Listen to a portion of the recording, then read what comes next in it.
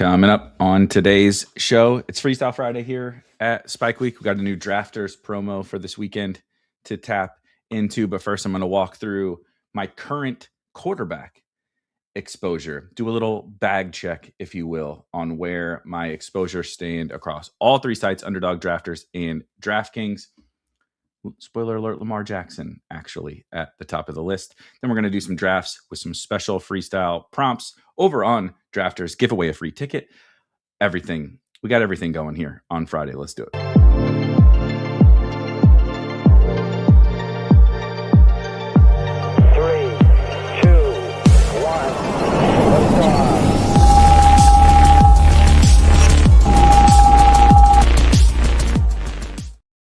This is, oh my gosh, I forgot to share my screen. Let me, probably important that I share my screen here, huh? This is really funny. Haynes King, that was the best Hall of Fame game I can remember. I'm not sure I can remember a better Hall of Fame game than that. People foaming at the mouth over Carson Beck against a bunch of insurance salesmen. Haynes King rallying the troops like he did in college for a comeback win. Of course, it's a rushing touchdown for Haynes King. That was a really fun Hall of Fame game.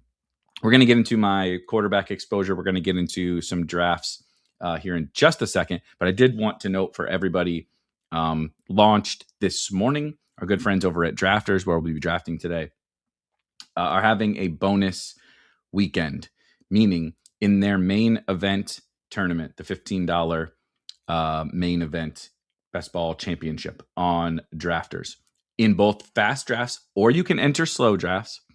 If you do 5 between now and the end of the weekend, as you see here, entries between August 7th and August 9th will apply. And if you enter 5 drafts, you will get a free ticket into that tournament. So if you're interested in playing on Drafters and you have not signed up yet, you can, of course, use promo code SPIKE, SPIKE, and sign up and get 100% deposit bonus. Use those smackers to draft some teams, and of course, they'll give you a free one this weekend. So just wanted to shout that out for everybody. Also, a quick reminder, it is, in fact, Freestyle Friday. If you have any prompt ideas for the drafts, if it can be as wild as you want, though I will say it has not been particularly easy when the people get really wild with the prompts. What we do is I take 3 different sort of strategy concepts for a draft. It could be as simple as draft an elite quarterback, or as crazy as you guys have come up with some crazy things over the last few months. But, you have to, I always reference, like, you have to name the guy's college before you are able to draft them. If you can't name their college, you can't draft that player. A bunch of different kinds of things, and I will try to build them into the drafts to hopefully still be able to come up with a winning team, but kind of spawn some different ideas, interdivisional stacking, what have you. And we are going to be on Drafters today, so things like Week 17 stuff probably not so important. All right, we'll hit some of the chat. Good morning. Yes, Drafters for the promo, Bernie, for sure. Good morning, TGIF Drafting. They weren't there for the Haynes King beating Florida State and Ireland. That was one of the funnier sort of opening college football games. Haynes King beats Florida State. Florida State was ranked inside the top 10, if I recall, preseason top 10, and they won like 2 games or something that year. I'll never forget that year. Until the betting markets learned that Florida State actually sucked ass, it was like a printing press for like 4 or 5 weeks, where they were still, this is the interesting part of, like, people will like to incorporate betting markets and, prop markets and all that kind of stuff into their process. And for like best ball and fantasy football. And I mean, I think that that's wrong for a bunch of different other reasons, but also sometimes the betting market gets it wrong, like they did with that Florida State team against, and we got a glimpse with Haynes King against them in Ireland, like, oh no, this team's maybe not that good. And they turned out to be terrible, but the market still held on to like some of their priors. They would be playing good teams and they would only be touchdown dogs or whatever. And it was like, no. This is like the worst team in the ACC. This is a printing press. So anyway, let's see the Carson Beck bags. You ain't catching me with any Carson Beck for sure. Haynes King was very fun at Georgia Tech. So Many Roads says, I've been liking the Drafters UI UX. Only signed up to use the code the Spike bonus, but it has been pretty nice. I agree. I think it has a wonderful. It's particularly good. So like I'm finally getting into slow draft season. They have the same thing. I honestly can't believe that other maybe I'm going to give this away to other sites, but the other sites haven't built this. I call them like pills. These like pills at the top for your slow. It's a great slow draft experience or a great multi-table experience if you want to draft, 3, 4, 5, 6 different teams at once. It's really awesome. It works really well on your phone on mobile as well. So I agree. I mean, every site has its kind of pros and cons from a UI UX perspective, but I do particularly enjoy drafters. So I'm going to always give you my honest opinion if they have a screw up or whatever, I'm going to tell you too, but I do particularly enjoy drafting on their site. Let's see.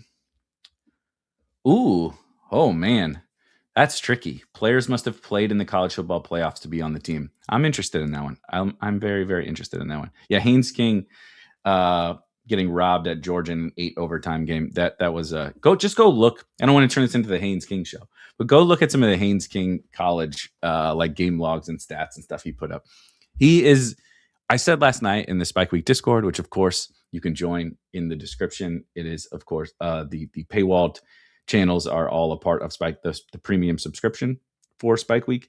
I said last night, I think Haynes King is like is like one of the perfect examples of how far we've come in like understanding like player value and the NFL draft and stuff. Like I'm not trying to throw shade at it, but like Tim Tebow was essentially Haynes King, and Tim Tebow went in the first round and was like, I understand the Florida and the religion stuff and the chomp and and he was a spectacular college football player, but he was really just Haynes King in college. And Tim Tebow went in the first round and Haynes King was undrafted.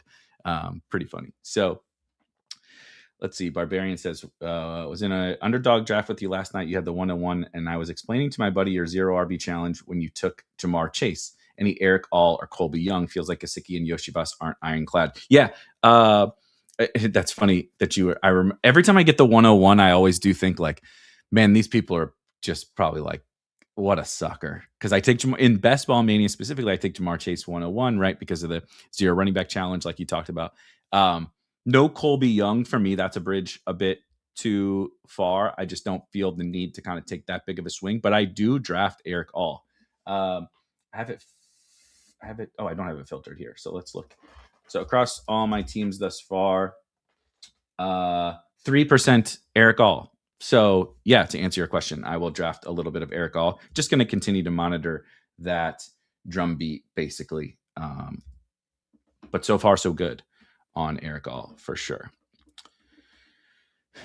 Trevor Etienne played last night. Bearish for Trevor Etienne. Yeah, but it's always been bearish for Trevor Etienne. Just to make sure it's Trevor, not Travis. Travis is on the Saints. Trevor is on the Panthers heading into year 2. Jatavian Sanders got the first look, then a couple more in the first series. Yeah, but it's generally bearish that you're playing in that game, in the Hall of Fame game. So, yeah, Jimmy Horn. That's funny. Good morning, Genty. Greetings and salutations. Let's see. Awesome college prompt. 3 players with ties to the St. Louis area. I love that one. The college football playoff one is a good one. All right, let's do some quick quarterback. Just as I said, a little quick bag check in our Draft IQ tool here at Spike Week, which of course is what we're looking at here. What I am a particular big fan of is, of course, you can go by site. Of course, like I can go to Underdog, right? And I can go to Best Ball Mania. I can also go to whatever, the Eliminator. So I can look at the individual tournaments and all my exposures and all that kind of stuff, right? You can see some of these different things. Bryce Young, too much Bryce Young exposure, which we will talk about in just a second. But the Eliminator has spawned some Bryce Young exposure that's throwing off my portfolio in a way I'm not particularly excited about. But anyway, you can of course see site by site or tournament by tournament. But we also have the ability. You can see all of it all at once, right? So if you play on DraftKings, you play on Underdog, you play on Drafters, you can see everything all combined in one exposure view, right? Because it's like I'm drafting teams on all of these sites. I don't want to have to like open up my Underdog app or open up a different view just to see all my teams together. So this is everything: Drafters, DraftKings, Underdog, all at once. I do have a bunch of slows in progress, and so some of them are in the early rounds where we haven't gotten to a quarterback yet, so that stuff won't show up. But anyway, I usually put it by total raw dollars, but you also have you can also sort by exposure percentage and by individual site exposure. But so we'll just do the exposure percentage. Lamar Jackson, as I said, and is on the thumbnail, of course. 16%, my highest owned quarterback. I think I've made it pretty well known my excitement for the Baltimore Ravens in 2024. Lamar Jackson, the quarterback one in fantasy, like just went complete scorched earth. And now we're getting a bit of a discount on what I think is, I think Lamar is closer to Josh Allen than he is to that next tier of Burrow and Daniels and Caleb and May and all of that. But the pricing does not indicate that. Sometimes he'll go right next to Drake May and Joe Burrow and Jaden Daniels. And it's not that I don't like those guys. I do like those guys. I draft them too. You'll see, right? But I just think Lamar also now there's a little pocket of the draft where Lamar goes a lot of the times, especially on, say, DraftKings, in like the late 50s, he'll go a lot of times, where, Tootin has steamed way up out of that area. Even oftentimes Parker Washington is not available in that area. So it's like him and maybe Travion, Judkins. You're almost getting into Jaylen Warren territory. You're in Brian Thomas territory and Marvin Harrison. He's in a different tier now of pricing. So I've really continued to scoop up Lamar across the board. I do have a little bit less on drafters, if that matters to anyone. Number 2, as you might expect, is Justin Herbert. He is very close to Lamar Jackson at 15%, because I've also made it very well known my infatuation with the Los Angeles Chargers. Probably don't need to even say all that much more about that. The Chargers are one of my heaviest drafted teams, and thus their quarterback is one of my heaviest drafted quarterbacks. Trevor Lawrence, also very, very excited about the Jaguars. Same thing. Brock Purdy is an interesting one. I probably haven't clicked him quite as much lately. This number was probably a little bit higher, and you do see 16% on drafters and 8 on DraftKings. So there's been a little bit of ebbs and flows. There's no necessarily particular reason that I have him that much higher on drafters, but that's sort of where some of the ownership is coming from. Obviously, aren't you worried about all this substation disaster going on in San Francisco? Sure. Who isn't? But I think Brock Purdy is a pretty awesome fantasy quarterback, especially for best ball, when I don't have to decide when to start him for these big games, at a nice price. I have him ranked 89th, and he goes about pick 100. Dak Prescott, same thing. Draft a lot of CD, draft a lot of Pickens, draft a lot of Flanoy, draft an okay amount of Jake Ferguson. So Dak ends up there. Patrick Mahomes is at a really nice discount too. I found it a little bit more difficult. Obviously, I have 10% Patrick Mahomes, which I'm happy about, but I found it a little bit tricky at times to get Patrick Mahomes over. And this is something, I think we all struggle with, is like, Patrick Mahomes is too cheap.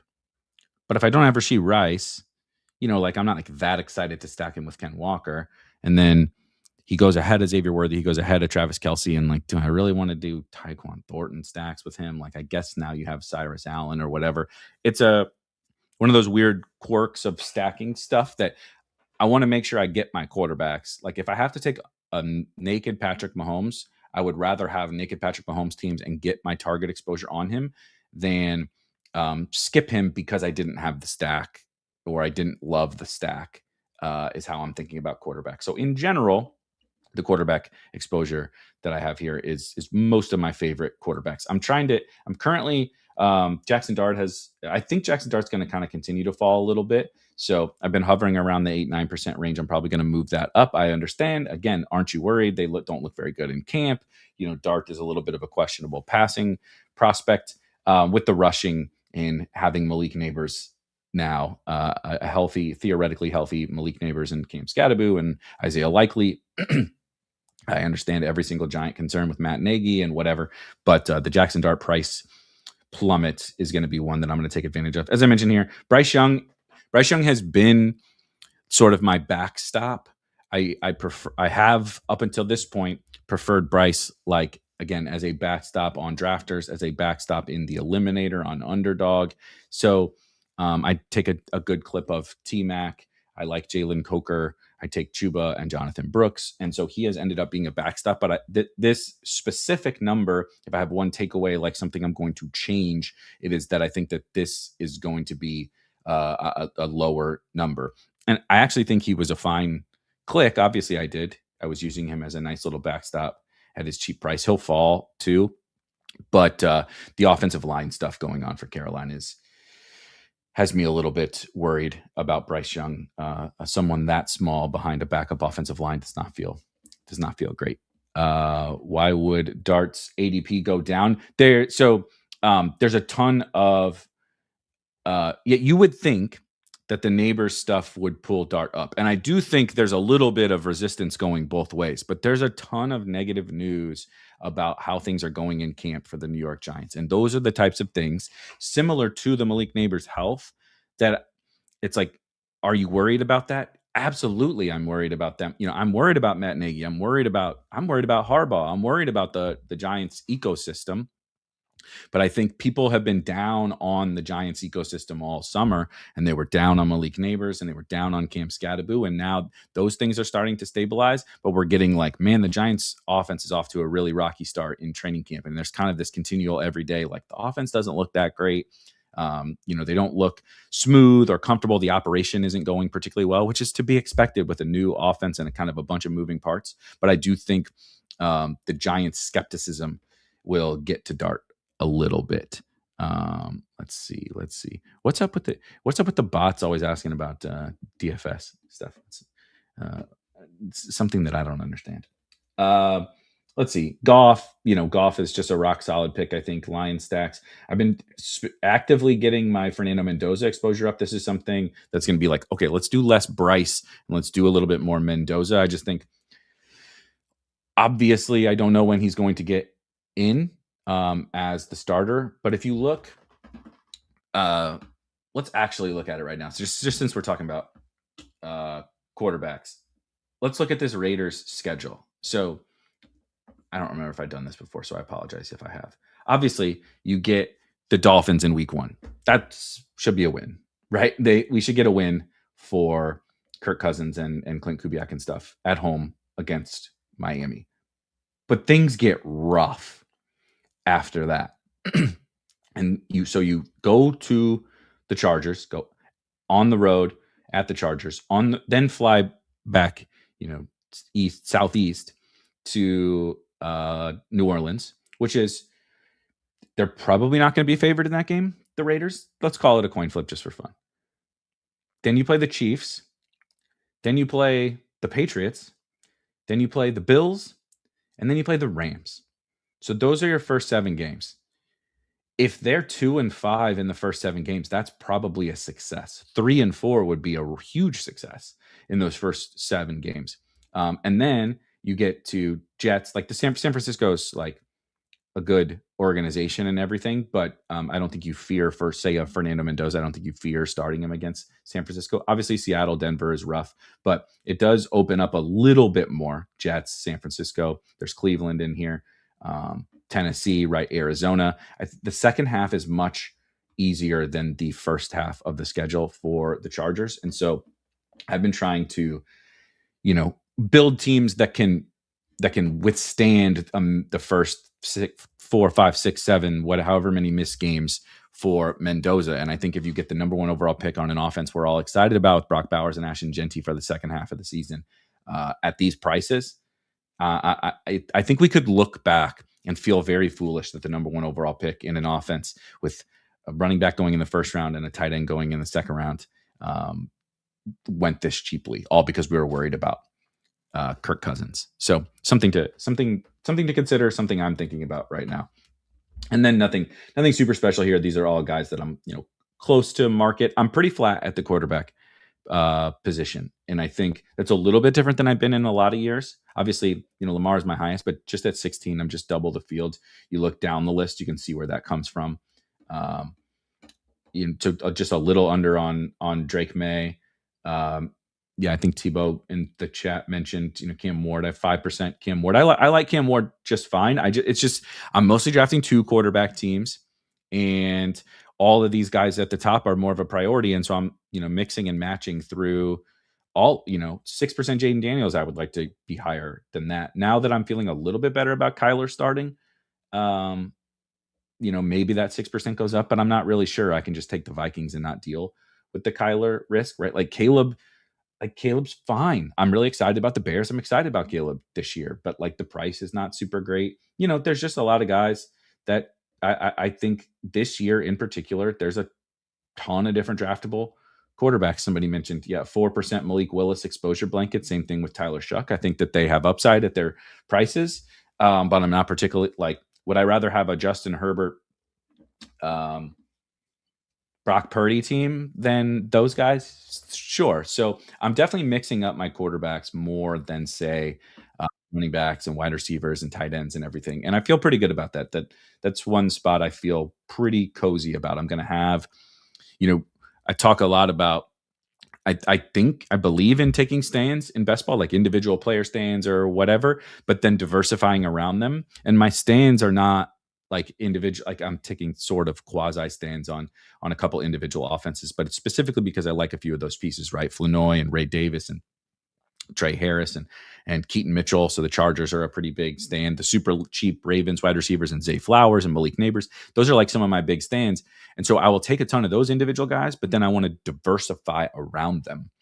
And so where's the easiest place to diversify around? Like you have a few running backs you're taking a stand on, a few wide receivers, a couple tight ends. It's like, well, now I'm going to rotate my stacks. I'm going to get Broncos stacks with them. I'm going to get Charger stacks with them. I'm going to get Chiefs stacks with them. I'm going to get, and so your quarterback exposure is going to end up just naturally a little flatter. And it's one of the few things I feel pretty cozy about having done this year so far, right? We still got a month to go. All right. Yes, I agree. Touch that like button, as Best Ballin says. Let's hit some of the comments. Well, first, let's hop in this drafters draft, and then let's get our prompts rolling. We are going to do the main event. It is 2 out of 12, so that should give us some time to put together some prompts and answer some questions.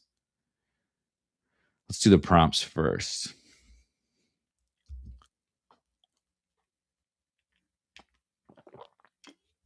Sure, let's do the St. Louis one. That's fun. I'm totally cool with that.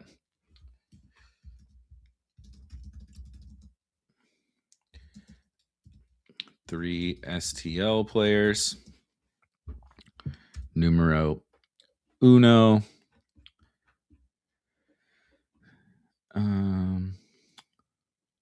Absolutely not, John. Absolutely not.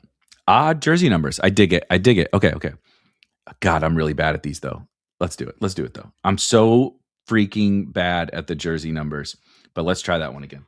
Odd jersey numbers. We can try it. I'll just have to use the old Google machine next to me.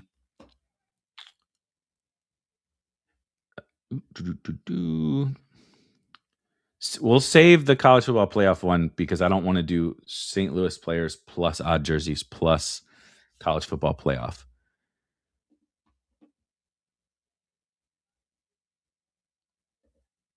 I do like this one. This one is just difficult to do with the other. Can't draft the same position and with the jersey numbers. Here, let's do this. I like this one. Black Money says only players with early camp buzz. I don't want to do overreaction, and I don't want to the first round they all have camp buzz, but we're gonna draft a camp buzz team. Okay, so basically every opportunity I have to draft a camp buzz player, who of course meets the odd player number, the odd jersey number, camp buzz players, we will do it, right? So if we get to, what's a good spot in the ADP list? If we get to, let's get rid of the quarterback filter real quick. If I get to, if I get to Tootin's range, we'll take Tootin. What number is Tootin? 37? I'm going to have to do a lot of freaking Googling here. 33. Close enough. At least I was in the 30s. I'm so bad at the jersey numbers that this is going to be an absolutely epic disaster. But we're going to try it. Ooh, multiple colleges. That's fun. Descending bye weeks. Holy hell. I stand no chance of getting that one correct. Can't buzz. Okay, we can do some questions now that we wait for 3 more. Actually, let's do. I want to make sure folks get their chance at the free ticket at the end. So since we are drafting into the Drafters main event, they are going to give you a free ticket if you draft 5 teams this weekend. And today you have a chance to win a free ticket. All you have to do is input your Drafters username into that Google Sheet in column A that is in the YouTube chat. And at the end of the show, I will add everyone's name to a wheel, spin the wheel, and someone will get a free ticket to the Drafters main event.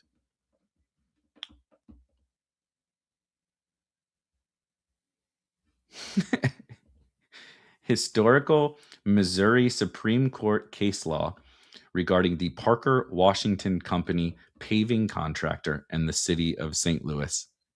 That is really good. Should I put my name on line? You can put your name on whatever line you want, but if it's too far away from all the other names in the sheet, it ain't going to get grabbed. I ain't scrolling down for you. I'm sorry. If you can't put your name close enough to the top to try to get something for free, then if we're tossing out free t-shirts, if you're going to make me work harder to throw you the t-shirt while you're out in the stands, I'm not going to do it.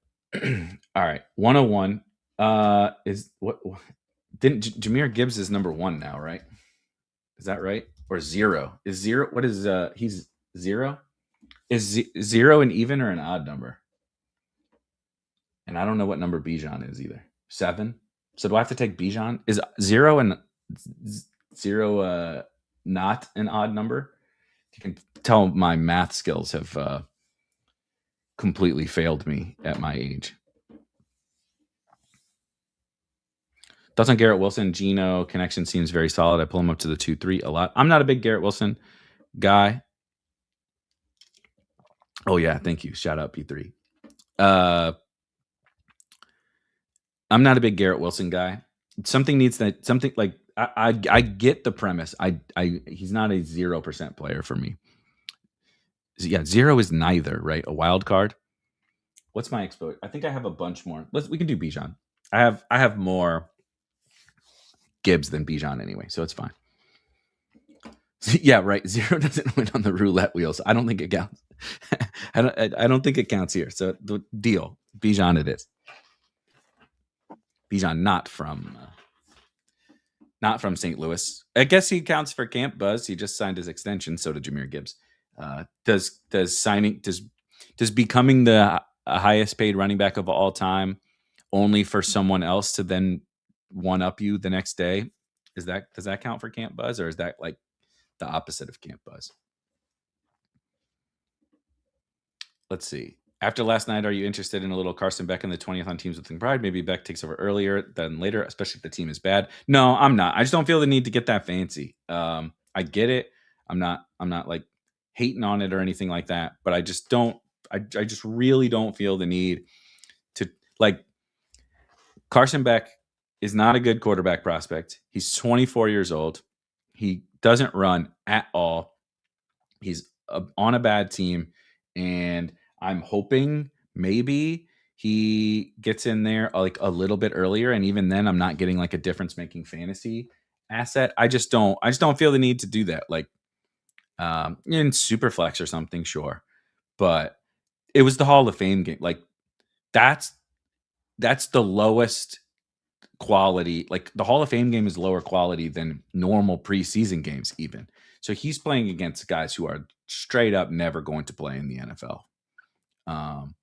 And so I'm not. He looked solid for sure throwing the ball, but this is still fantasy football. Like I barely draft Aaron Rodgers, and he's one of the greatest quarterbacks of all time, and I know he's going to start 17 games, and I'm reasonably excited about the Steelers offense. So like I just don't feel the need to get too cute with Carson Beck. I understand it. Like what it made me think is like, okay, if you were worried more, like if you thought that was a positive, which I don't know how you could say it was negative, But if you viewed that as a positive for Carson Beck, what I thought was thinking while that was happening is maybe I do need to draft more Trey McBride and Jeremiah Love, Marvin Harrison, Michael Wilson. Maybe I need to draft more of those guys, because if there's not going to be a fall off, or maybe it's going to actually even be better. I don't think that it is, but maybe if it's even going to be better when Carson Beck gets in there, then this is a real positive. Like, we're getting Trey McBride and Jeremiah Love are tumbling in price. Michael Wilson often tumbles in price. So it makes me want to invest in those guys a little bit more. Am I doing any draft? Yeah, I will probably do a few into that high roller, the 250. I will probably do a few into there. Okay. St. Louis players can't buzz odd numbers. I'm so freaking bad at the numbers, dude. This is going to be rough. Neighbors is number 1, right? I'm pretty sure Neighbors is number 1. I'm just going to Google everyone, okay? So don't make fun of me. What's is Pickens 1 also?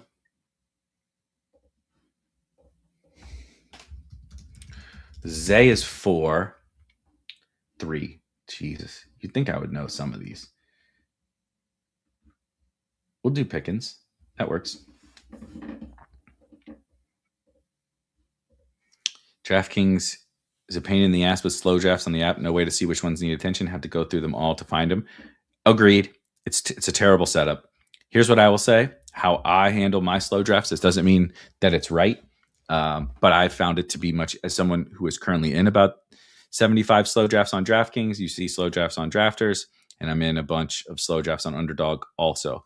As someone who's been doing this, being in a lot of slow drafts, including on DraftKings, there's no physical way for me to do all the DraftKings drafts I want to do without being in slow drafts. Also, while I'm thinking about it, Malik Neighbors for sure can't buzz. Is I set aside in the morning, like after I wake up, I make a round of slow draft picks. For me, it's right after lunch. I set an alarm. I do a wave of slow draft picks, and then before I go to bed, I do I don't literally mean always like right when I go to bed, but at some point before I go to bed, I do it again. And like, if you do it 3 times a day, you're never gonna fall behind. You're never gonna have autos, and make sure you set rankings. I use the queue pretty liberally in my slow drafts, generally speaking. So I would do stuff like that. I think it helps for me.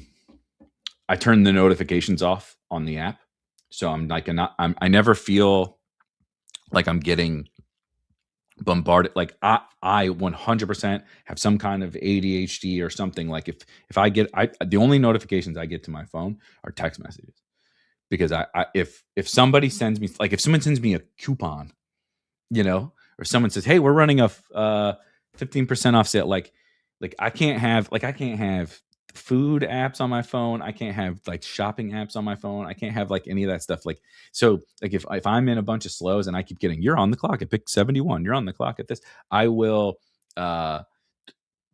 be able to resist going in and making those picks. So I have to turn the notifications off and do my set schedule to keep my sanity.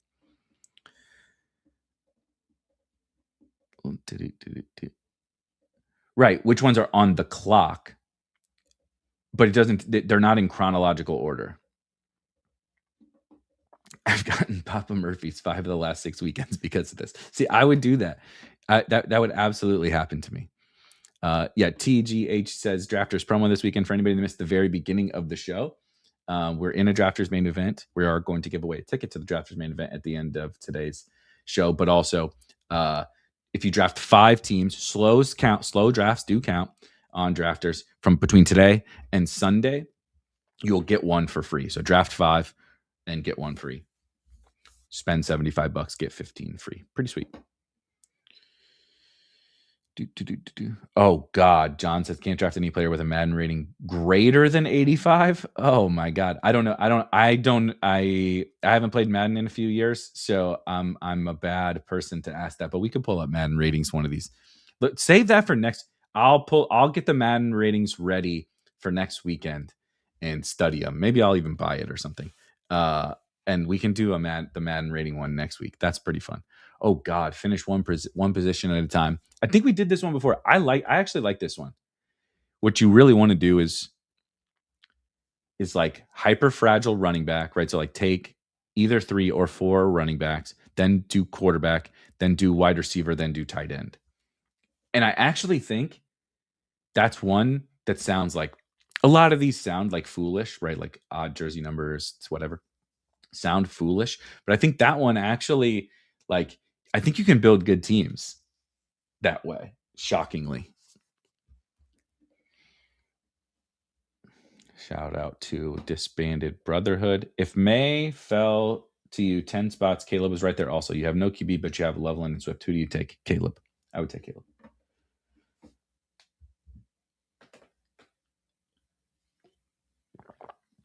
Oh, shoot.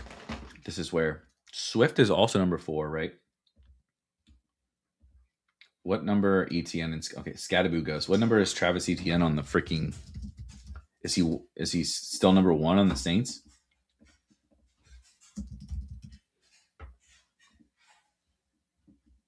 I don't know. I'm calling. I'm saying it counts. Oh boy, this is rough. This is really, really rough. Okay, we're gonna do ETN. I don't know any of these guys' numbers. What's David Montgomery's number? Oh, is Tootin? Did Tootin go? I should have planned. So yes, he did. Shit. David Montgomery.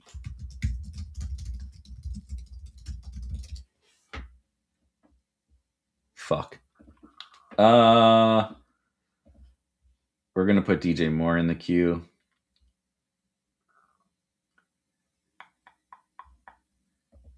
I think JMO. So yeah, JMO's 1, and he's from St. Louis. That's why we made sure. That's why we made sure to get JMO. That's why I opted for JMO, because JMO is from St. Louis. Dude, but I don't want Devontae Adams is the problem. Devontae's the only jersey number I think I knew right there, but I don't want to draft him. I'm not saying that's right. I'm just saying I'm trying not to draft Devontae Adams. Let's see. There was something back here that I missed that I went to. Oh, Goomba says, historically, is there a position that you take larger stands on? My first year with more volume, and I find myself taking larger stands at running back, which seems bad. It definitely varies year to year. I think I try, like in every sort of best ball strategy related thing, I really try to like assess that particular player pool, and that, so sometimes there's a lot of the times for me, there's a contingent value running back that I think is just mispriced. And obviously they need an injury almost assuredly to matter. So it oftentimes doesn't work that they hit. But I think, like this year, like Ray Davis has been that guy for me. Like when draft started, he was like way after pick 200, excuse me. Of course he's after pick 100, but after pick 200, but also I would tend to say receiver, just because I think receiver is a position where the talent matters a lot more. Like you can't just be any old wide receiver running routes and score fantasy points. At running back, you don't really need to be that talented to get in there. Now, I think running backs are more often guys who are just straight up mispriced by ADP, like based on my process. But I think wide receivers are the ones that are the easiest to take stands on, because most of the mispriced running backs still probably need some kind of chaos to get there. Whereas the wide receivers, most of the time, it's just like, I think this guy's good at football. And most of the time, that's all that it takes. So.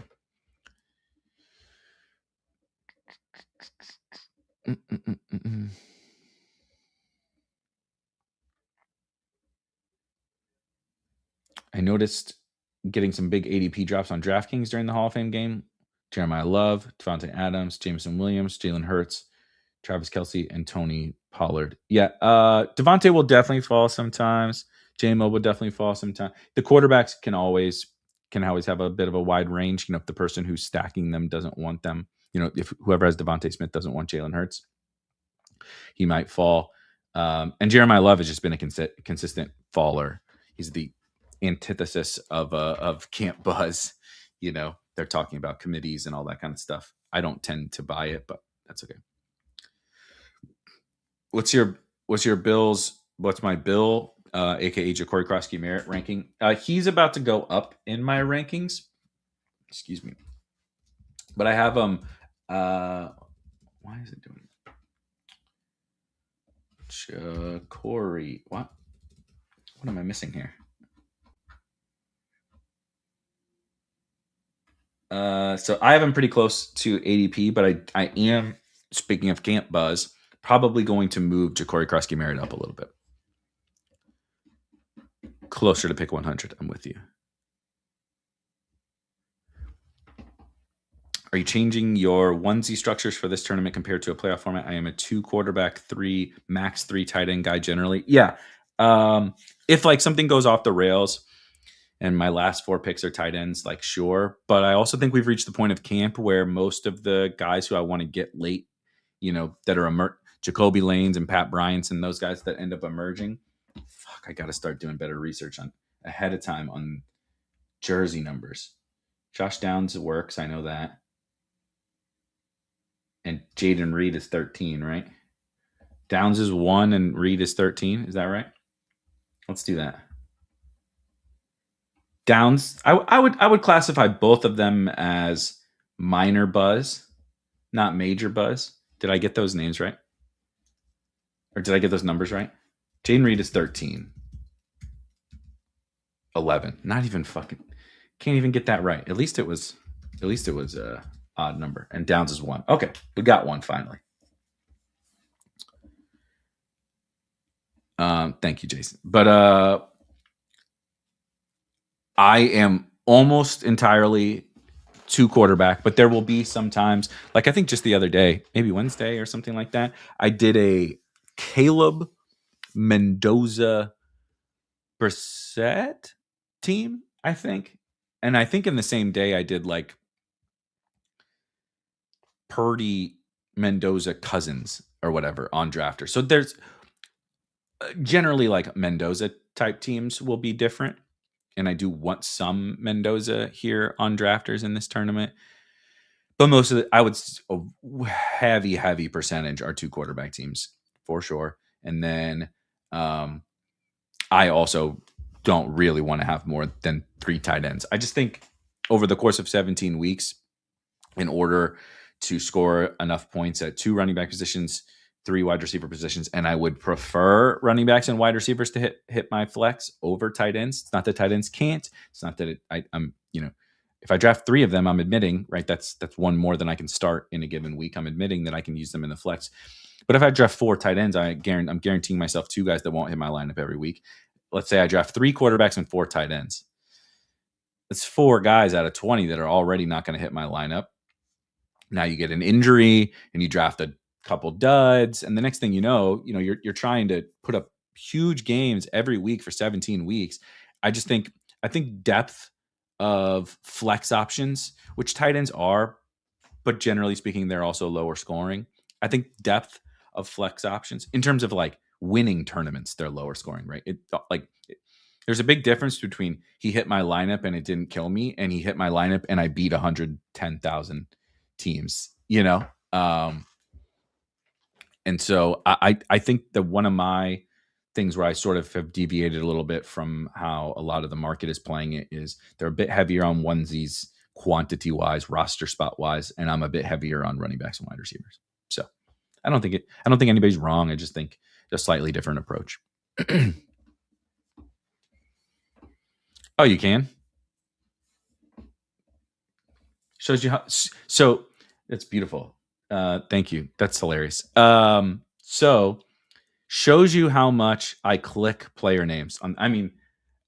Shout out to Drafters and all these sites for putting this stuff up here. But it shows you how much I click it. It's just meaningless game logs. I just don't really care about it. And so you can tell how often I've clicked on the players that I didn't know that 6 years in, I didn't know that they have player numbers on there. That's really funny.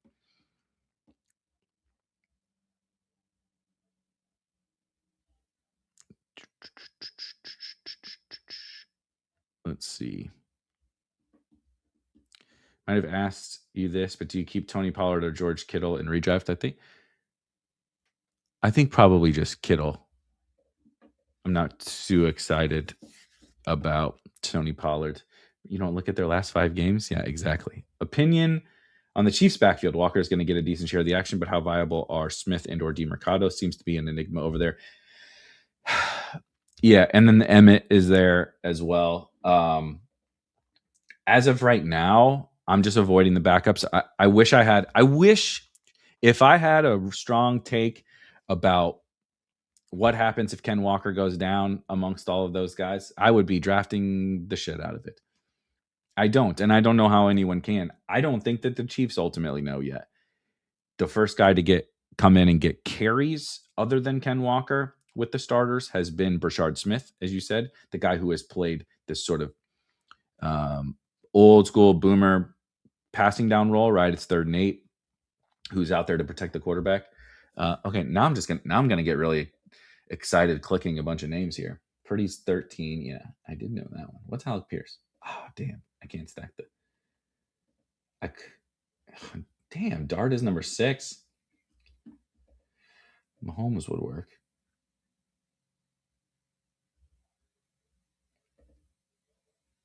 I have like no Addison. This feels like a good time to get some Addison. Where are my St. Louis guys at? Fannin is 44? Yeah, 44. At least I knew that one.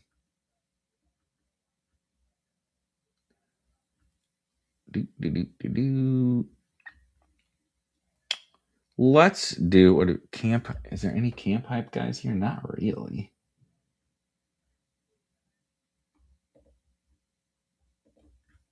Then let's do Purdy. We'll try to target. I don't know what number. I guess I should say we're going to try to target Stribling, but I don't know what his number is. What's Debo wearing in San Fran? 19. Okay, good. Stribling's 15. Hell yeah. Both camp hype guys. Both jersey numbers that correlate with my quarterback. That'll do. That'll do, pig.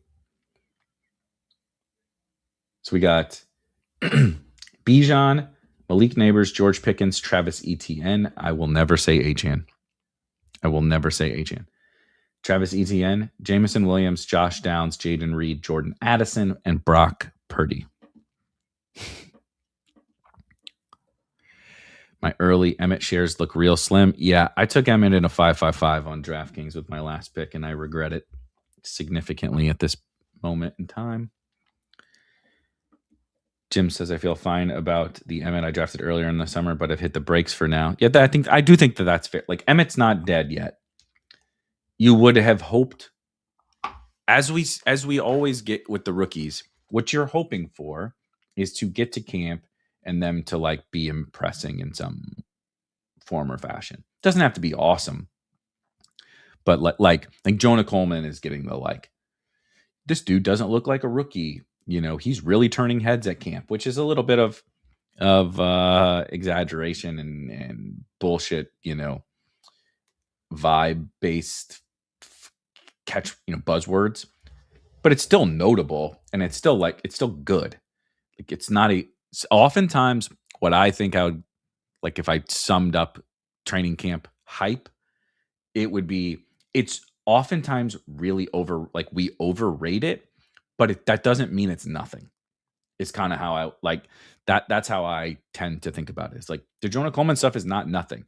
I'm not taking that to the bank and saying Jonah Coleman's going to be he's going to be the starter sooner rather than later. Like, I'm not ready to go that far. They can be excited about him and excited about J.K. Dobbins and R.J. Harvey, but you would like to hear some of that stuff. That's when I start to get worried. It's like, it's not that I'm just not hearing anything. And sometimes like you're not hearing anything on like some veterans and stuff. We talked to Zane again this week for the pod, and he made a good point. Like, a lot of the times these guys are incentivized to talk more about the rookies. The beat writers are, and the coaches get asked about them more. So like you're gonna hear more about rookies and young players and guys coming back from injury like Jonathan, but you're gonna hear more about them. So it's important for us to understand that context. Like, of course, you're gonna hear more about Jonathan Brooks than Chuba Hubbard. The Panthers fans don't want to hear about Chuba Hubbard. They want to hear about Jonathan Brooks. So that's what's gonna happen. Okay, Debo. Well, Kyler is number 1, and I have Addison. I just said I wouldn't mind getting some more Kyler in my life. And there's Debo. Let's do Debo, and then let's think about this. Keaton wears 34. Yeah, we can't take Keaton. Aaron Jones is 33. I have him on like all these teams. Let's skip him. Let's do Kyler. Kyler, Addison, Purdy, Debo. Feels like a 2024 draft.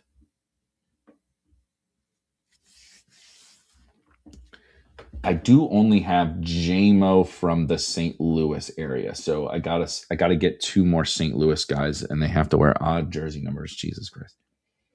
And ideally, they would have Camp Buzz. I should have taken Laporta earlier. I don't think there's another St. Louis tight end. Let's check out some running backs. I can't believe the St. Louis one's going to be the one that I fail. That's really depressing.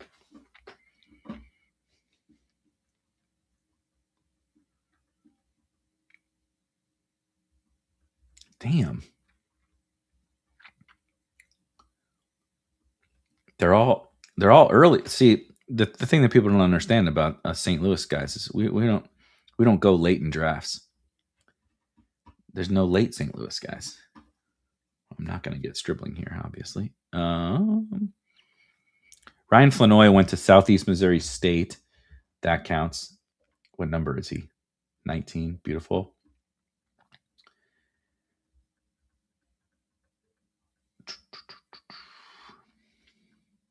Pat Bryant went to the University of Illinois. That's about 4 hours from St. Louis. Does that count? No, it does not. I'm sure that I'm going to run into somebody, but it's getting awfully thin. God damn. Really, all the St. Louis guys are expensive. I really should have thought about this. Yeah, East St. Louis counts. That's Burden. Jonah Coleman is from Stockton, California. He's a dog, a great insurance upset bet at cheap cost, worth the shot and a good offense. Yeah, I was, how would I describe my Jonah Coleman prospect evaluation? Right down the middle. There's Bulls who really like him. There's Bears who think he's terrible because he's kind of big and slow. I'm sort of right down the middle. What I do like about players like Jonah Coleman is he has the ability to do everything. And coming in as a rookie and being able to churn out yards, he's not a spectacular athlete and a home run hitter, but to churn out yards and get the stuff that's blocked while also playing in the passing game and protecting the passer are really critical things to becoming a fantasy smash as a rookie. You don't have to have all of them to be a helpful and productive and oftentimes really good fantasy pick as a rookie, right? Bucky Irving can't pass protect his way out of a paper bag, but he's really spectacular in a lot of those other. You don't have to have it, but it's certainly helpful to like J.K. Dobbins goes down again and he can consume a big part of the backfield. And so I had just been, and I feel fine about this. I had just been waiting like on Jonah Coleman and rookies and stuff to hear something. Like like I said, I don't need to hear like Jonah Coleman's going to be the starter sooner rather than later, but I would like to hear that like the coaches like know that he exists and the coaches are like at least somewhat optimistic about it. Like the difference between that and like he just happened to come up this morning. Somebody brought up Seth McGowan in the Discord. And it was like Seth McGowan is getting like he's getting some run with the twos, and he'll show sometimes some good runs.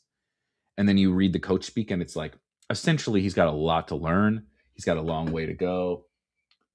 Okay, I can at least get Flanoy here to get one single, but then I really need some running backs. And I don't know that I'm going to be able to hit the. I also need tight ends.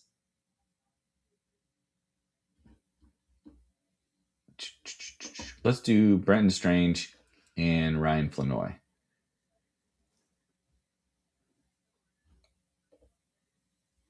Yeah, I almost panicked because I was like, I'm pretty sure Strange is 85, but I'm shook on the jersey number thing.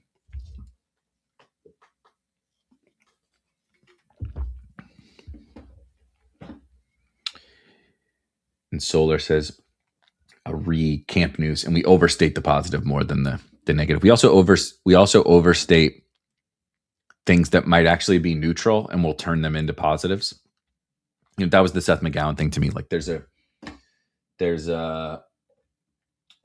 I don't want to give away all the goods from the Coach Speak Index, but essentially, you know, there's like, he's had a nice start. He's put in a bunch of work. He's still learning the offense. He's still learning this. He's still learning this. He's still learning this. Like there's a bunch of like, he's still learning. He's still learning. He's still learning. Like, you know, he's had a good start, but he's still learning. Right. But this is why I tried to get as little of my stuff from like social media sites, because these people are summarizing and posting things without context. Of course, I scroll, you know, particularly just scroll Zane's feed to get updated, but I most of it just goes in one ear and out the other because it's just like beat writer speculation that I try to avoid. But like that's the kind of stuff where if you just saw, oh, Seth Gowan had a nice practice today, you're like, oh, Seth McGowan, like really popping, and it's like, well, here's 2 days ago or a day ago, here's what the coach said, and what he really said was like, yeah, he's had a good start for a late round rookie running back, but he doesn't know how to pass protect. He's still learning a lot of our, you know, a lot of stuff. But we're optimistic for him. Like that's not bad, but that's not like Seth McGowan's running away with the RB2 job, you know. So sort of the difference between the Jonah Coleman and the Seth McGowan things. But if you just read the headlines, you might say, look, Broncos seem like they love Jonah Coleman. He's having a good camp. You'd be like, Seth McGowan seems like they really like him. Seems like he's having a good camp. If you treat him the same way at just like a headline level, that's how you would approach it. You'd be like, both of them seem like smashes, right? If you like Jonah, why don't you like McGowan? But if you dig and actually read the quotes and read the articles and read what is actually there, it's gonna paint a very different picture.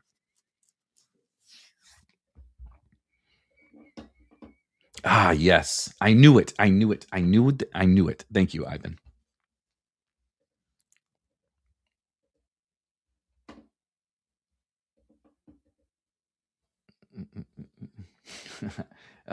It's funny. Our boy Bernie, Seth J in the 111 and Bernie in the 112. I do apologize for covering up you guys' names. Tough shit, Bernie.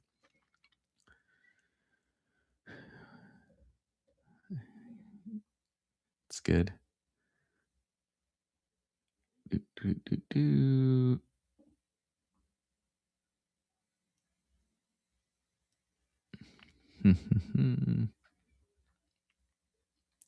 I saw some saw some Browns comments in the chats. The Browns came up a little bit on the latest episode of Legendary Sickos, which comes out tomorrow, so I won't belabor that one.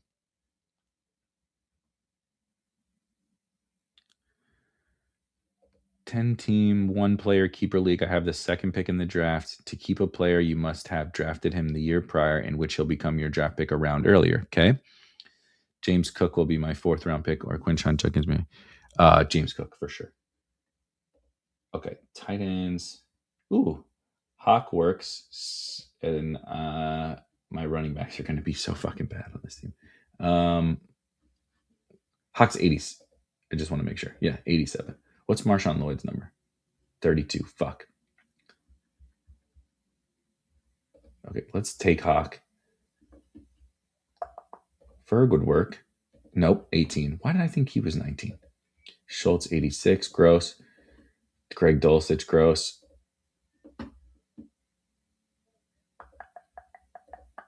Sampson and Sharps are even. I do not like Brian Robinson. Ray Davis is even. Katron Allen is 31. I guess Katron it is. Yikes. Yikes. Okay, this is not my favorite team, you guys. Not my favorite team. Okay. I'm going to keep Kevin Coleman in my back pocket.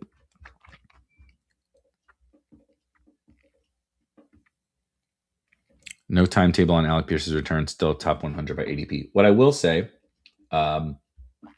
similarly, again, I apologize for giving away Greg, but you all need to subscribe to the Coach Speak Index. It's great.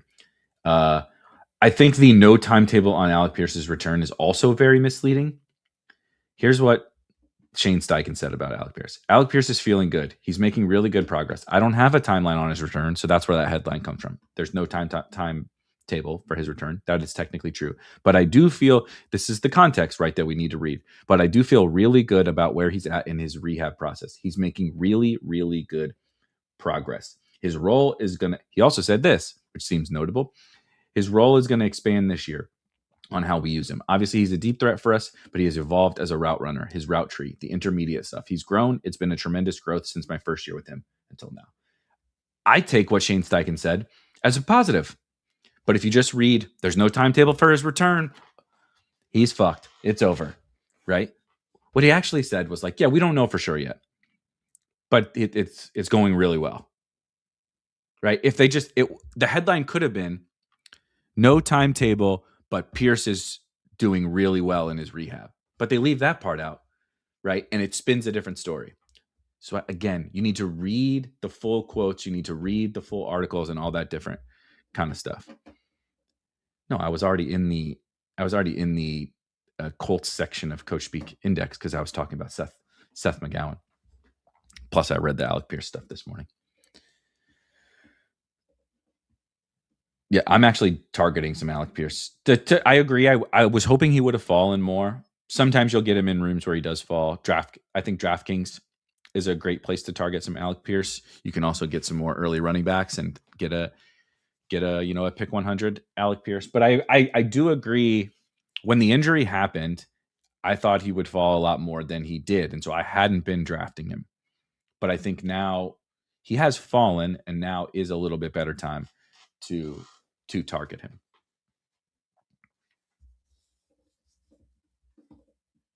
I hate my team every time I draft on stream, and yet I keep doing it. If it makes you feel better, I hate my team every time I draft on stream, and I keep doing it for 2 hours a day, for 4 days a week. Fine, I'll consider Alec Pierce. It does feel icky. No pushback from me. I'm not into the Colts, man. I'm not going crazy with Alec Pierce. I just think he's gotten to a cheap enough price that, like, and there's also been positive. Daniel Jones has no restrictions in training camp, which just seems fucking insane to me, but that's what they're saying.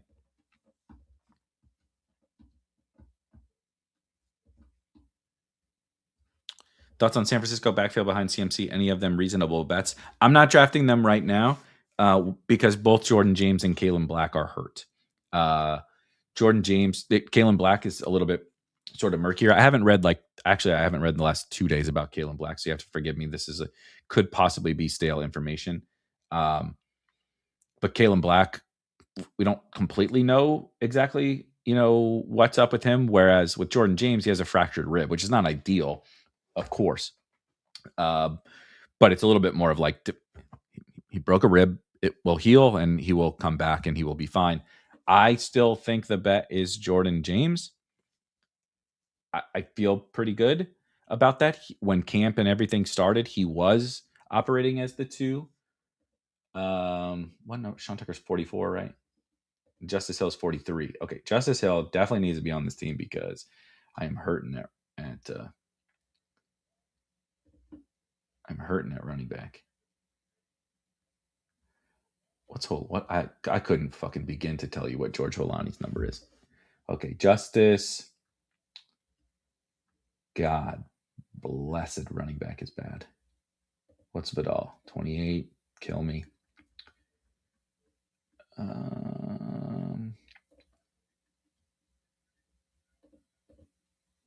my Lord. Why are they all 88? Why are they all 84? What's Evan Ingram? Oh, hell yeah. Come on down, Evan. Number 1. Now we're cooking. Thank you.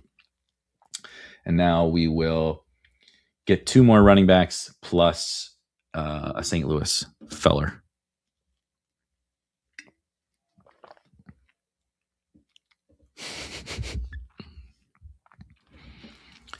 I got no issues with this. I feel if you put a gun to my head and said who's the San Francisco running back 2, it has always been Jordan James. It was Jordan James when they were both practicing. Not just like if you put a gun to my head, he was literally operating as the 2 at the beginning of camp, and then he got hurt, and it was like shit. Okay, now this is a big opportunity for Kalen Black to win that job, and then Kalen Black got hurt. So I don't know I don't know why I'd have any reason to change my mind right now, but the story has not been written on that one for sure. But I think that there's definitely I was drafting Jordan James, and as here I can let's just go to my full portfolio. I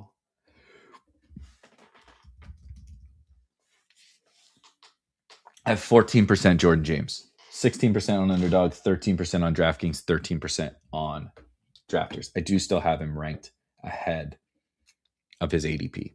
So I was drafting him. I'm still interested in him, but I am sort of I'm not pressing what I thought was a possibly sizable edge so much right now.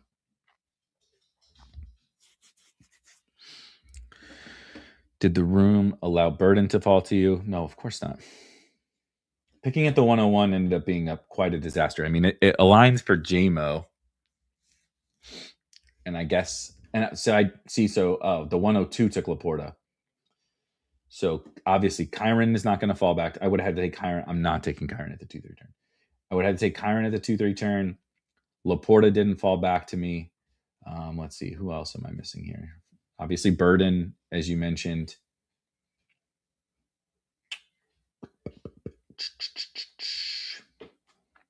Let's see.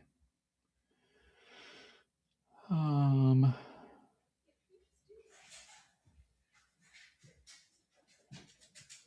sure there's others I'm missing along the way, but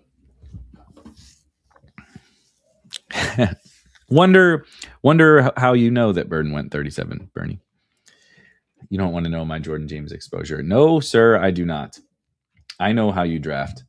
It's probably like 75% or something. Colts just feel so fragile, but that's how I felt last year before their strong half-season run. Agreed. It's just, I felt that last year, and now we removed Michael Pittman. Like, even if they add Keenan Allen, it's a downgrade. And their quarterback, I know he's full go at camp, but he did tear his Achilles last year. So, all right. Running backs with odd jersey numbers.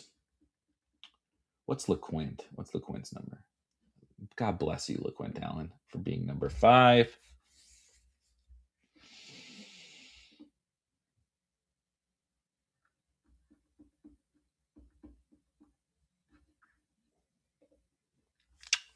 Braylon, Halani, Chris Brooks, Emmett, Samaje Perine.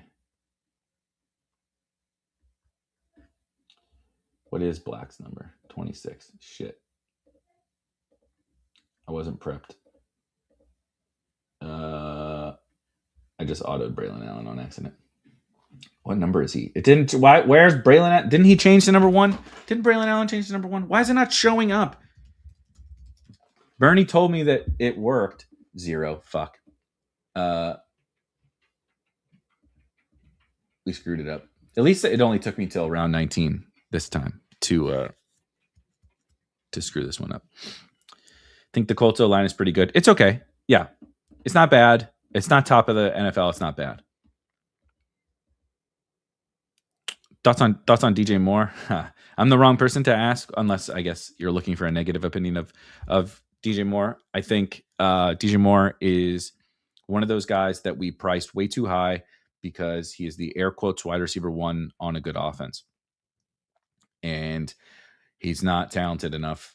He does not deserve to go at the price that he goes at based on his talent alone. He has precipitously fallen off in the last 2 seasons from a production and on-field performance perspective, and he was in a good offense there too.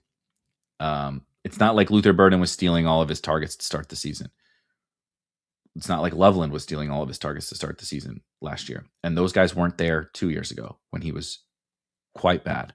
I don't really get the bounce back. I don't think that the DJ Moore argument really holds any water, because he's been in a good situation for multiple seasons, and he has had similar target competition for multiple different seasons, and he's been woefully inefficient and certainly not worth a 5th round draft pick. Now, is he going to score some fantasy points because he's attached to Josh Allen? You bet your ass he is.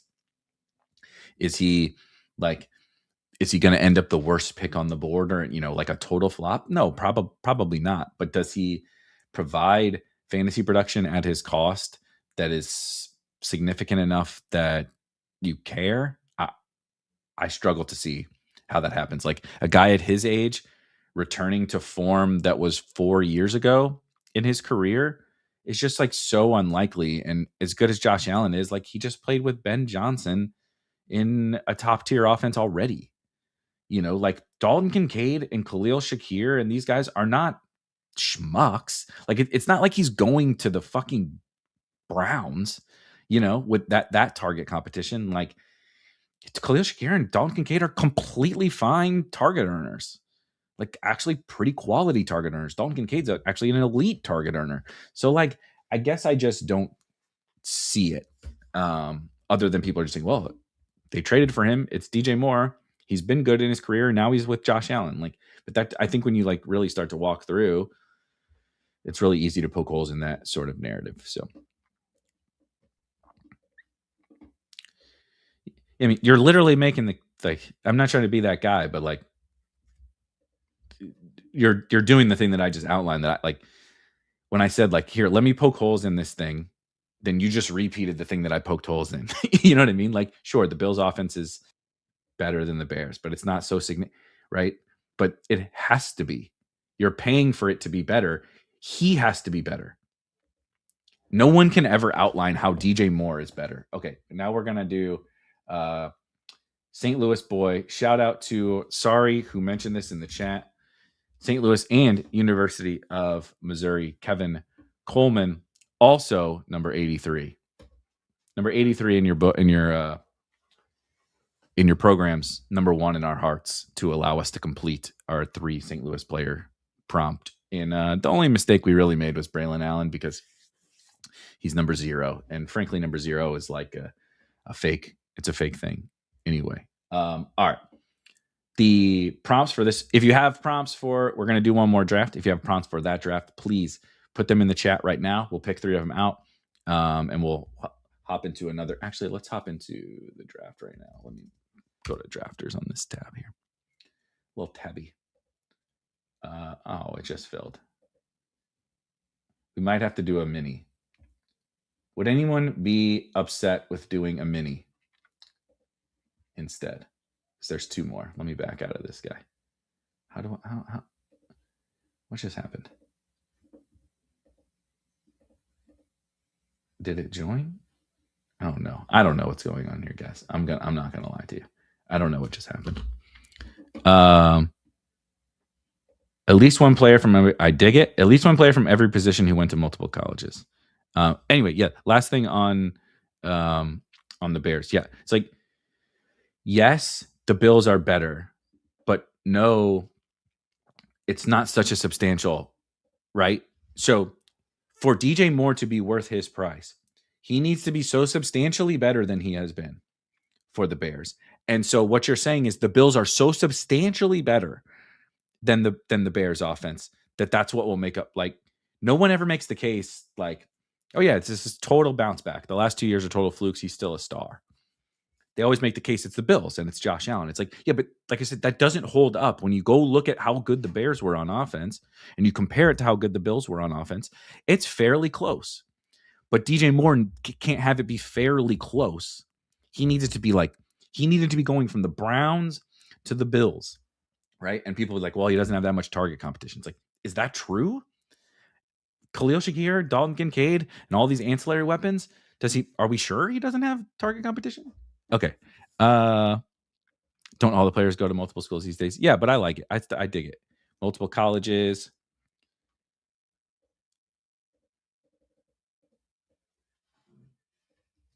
Okay. Jamar did not go to multiple colleges, but you know who did? Puka Nacua. Can anyone name the 2 colleges that Puka Nacua went to? Players who went to multiple schools is prompt number 1. We'll hit it. I think we can easily achieve 1 at every position, so we will try to hit as many of them as we can. Yeah, lastly, I think Skylar Bell's like a legit good prospect. He's also gotten some minor, you never hear about it. We haven't heard all that much from the Buffalo Bills beats and stuff. But Skylar Bell got some early nice little buzz.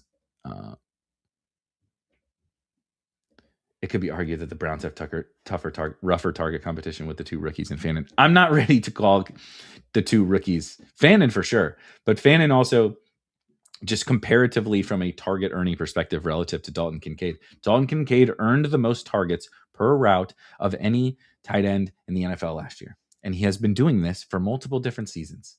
So it's hard to call. Like my general take, and honestly, my takeaway with the Bills is for every person who really wants to draft DJ Moore should probably just draft Dalton Kincaid. Because I think the reason people are excited about DJ Moore is often because they don't understand how good Dalton Kincaid is as a pass catcher. That's sort of my thesis. Bingo. Washington and BYU. Yeah, I figured you guys knew that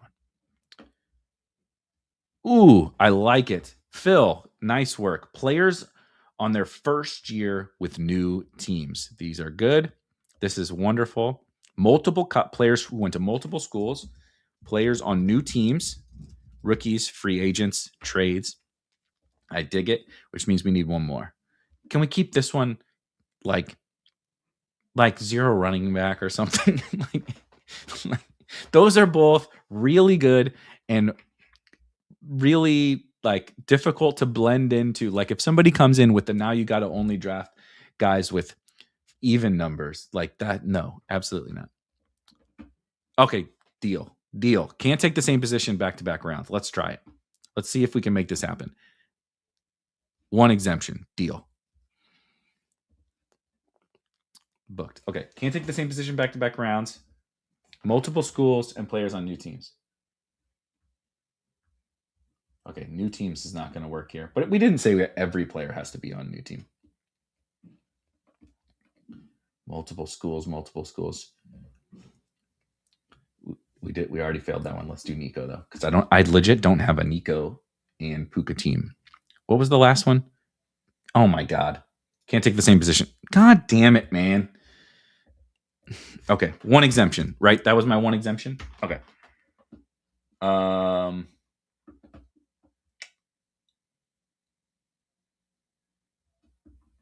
Jeremiah Love. There's my. All right, I already used my 1 exemption. Thank you for the 1 exemption. Can't take same position back to back. Oh, misspelled position. That's going to bug me.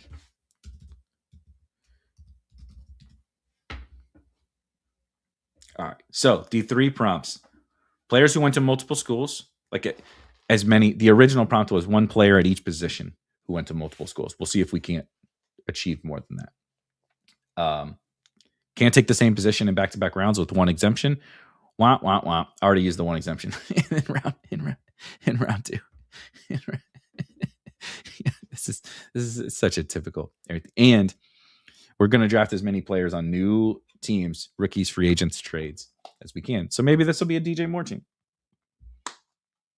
Maybe this will be a DJ Moore team. I like to try to do it without the Q as much as I can.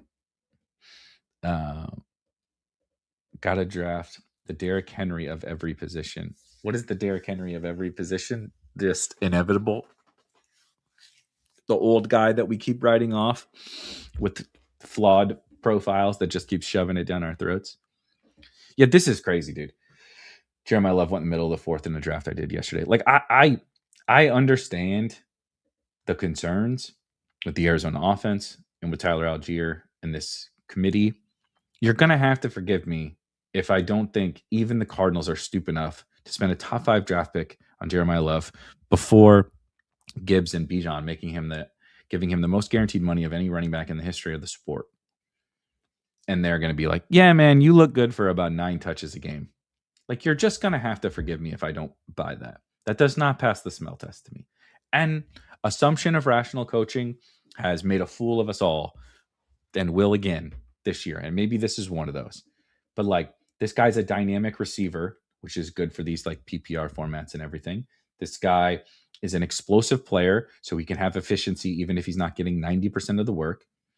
This is a team that's probably going to be losing, which means maybe more pass catching. Like, I don't know, man. I don't know. Oh, God, my main event filled too. Okay. Waddle goes. Players on new teams. Players went to multiple schools, new teams, and I can't take the same position twice in a row. Okay. So then this is DJ Moore. Fuck me. DJ Moore. DJ Moore did not go to multiple schools. All right. We got to draft this main event on the side here. Oh, nice. Yeah, I know that you guys can't see it, but covering up the upper left-hand corner of the screen in StreamYard is there's something that's covering up that that section on my end, so I couldn't see. But we can flip back and forth. Dave Montgomery did not go to. Damn, the multiple schools thing. I'm gonna guess that the multiple schools thing is gonna be easier later in the draft as we get to younger guys who are like in the NIL era. But all these boomers.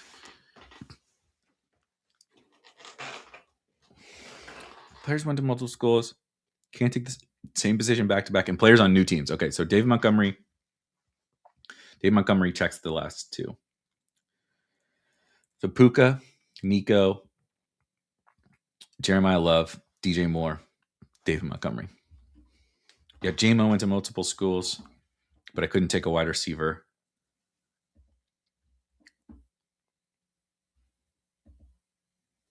Andrew is the kindest prompt giver that we've had yet this summer. I think it should be one or the other. Both is almost impossible, he says. It's very nice of you. This is why I screw up so much, because I'm clearly not very good at incorporating all of them into one. But it does make it more fun. I am on the clock, so I can pick. We can just have some fun on the main event team over here.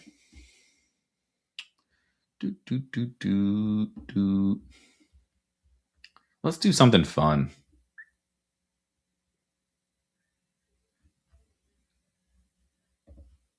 Let's pull up Hampton for fun. Move over here for a second.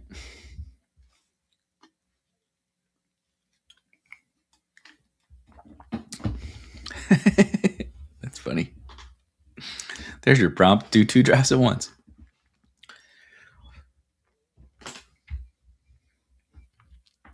Ken Walker, Cook. Okay, I don't want to do Saquon. Let's do Bowers.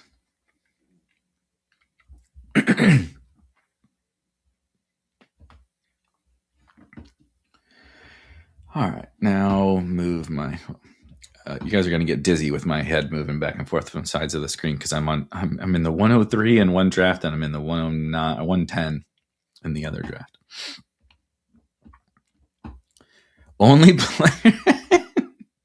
Only players with hair past their ears, or the opposite. Only players with short hair is really easy. But Jaden Daniels went to 2 schools. Jaden Daniels is a different. I do like to save my quarterbacks though. Caleb went to 2 schools. Sure, whatever. Let's do Drake May.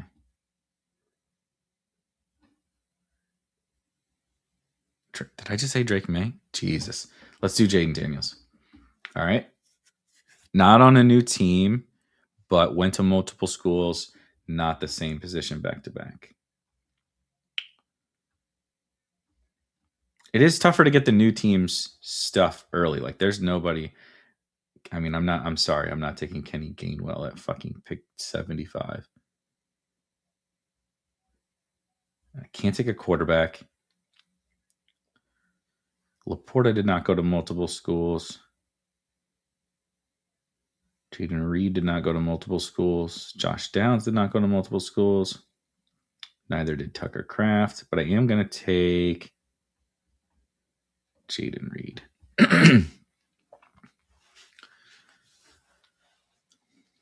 So we used up my exception in round 2 in very typical Erik Freestyle Friday prompt fashion. Puka Nacua, Nico Collins, Jeremiah Love, DJ Moore, David Montgomery, Jaden Daniels, Jaden Reed. So what would the new, which one was try to get one on every single team? Players who went to multiple schools, one of each at every position, or was it players on new teams, one of each at every position? We're just trying to get as many as we can, but quarterback will be tricky for new teams. Who even is there? Kyler, obviously Mendoza, but there's very few at the quarterback position, right? Kyler, Mendoza, Willis, Geno. Is Geno, and Geno's a new team this year, but not a new team for his career. And I'm not doing Tua and stuff. Okay, perfect. There we go. Phil says the 2 schools is at each position. All right. So we did Daniels and we did Puka. So we have a wide receiver and a quarterback. I need a running back and a tight end who went to multiple schools. I don't, that shouldn't be a problem. Let's see what's cracking in the main event over here.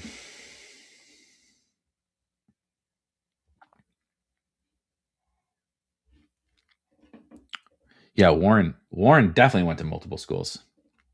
Junior college up to Oklahoma State. It was Oklahoma State, right? Yeah.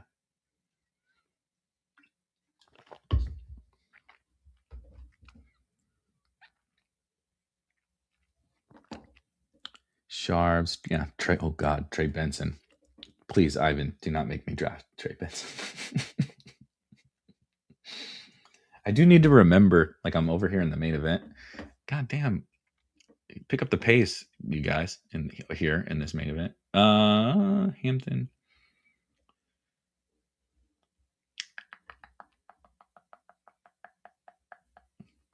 Sure, why not, lad? I'll just keep my head over here. I think it should work fine. Tua, Fannin, Corum, Purdy. I don't want to do quarterback yet. Manungai, Dobbins. Damn, man. I mean, I'm sorry. Chuba Hubbard at pick 94 in total points is wild. I remember Trey Benson. Cell phones weren't invented. TV was still in black and white. The good old days. It does feel like that, doesn't it? It really does feel like Trey Benson has been around forever, and we've been drafting him forever because he hasn't done a goddamn thing, and we keep hoping. Not this year. We're not hoping, but you know what I mean. Of course, we're on the clock on both of them. This is also a phenomenal price for Fannin, and I cannot take a running back. So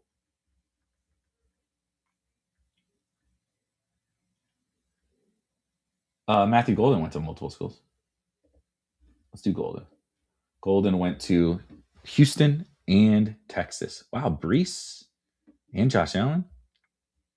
Oh, what the hell? Let's do Josh Allen in the main event. Hampton, Bowers, Ladd, Josh Allen. I wonder. Let's see how often that start has been done since we are got a little break here. What did we say? Hampton, Omarion Hampton, Bowers. Let's just see how many of that there is. Okay, a few. And then what do we say? Ladd. And so how many of those have Josh Allen? None. Okay, so we at least found a unique first.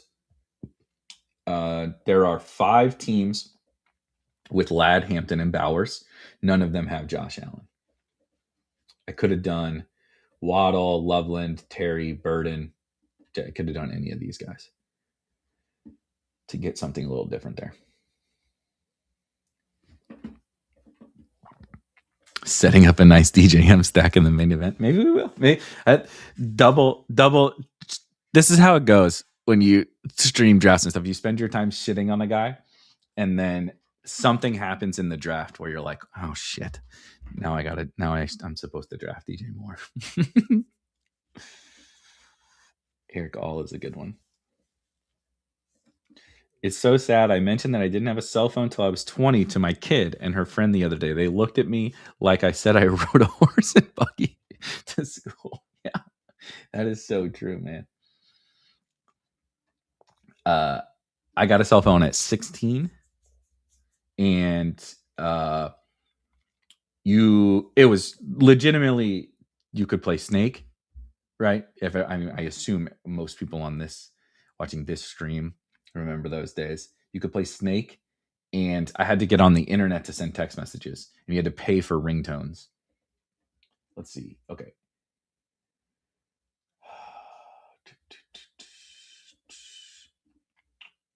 Can't take. I really should have thought about this a little bit better here. I'm gonna take Jordan Mason.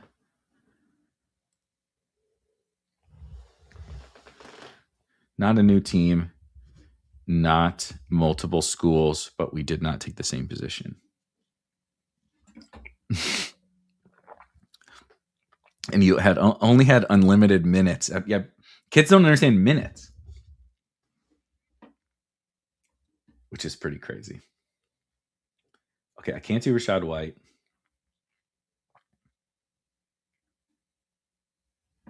Oh, KC. Wonderful. 2 birds, 1 stone. Kevin Concepcion. Oh shit. Oh yeah, Parker, baby. Week 7. Oh shit. Week 7 is going to be rough on this main event team. Okay, no more week 7s.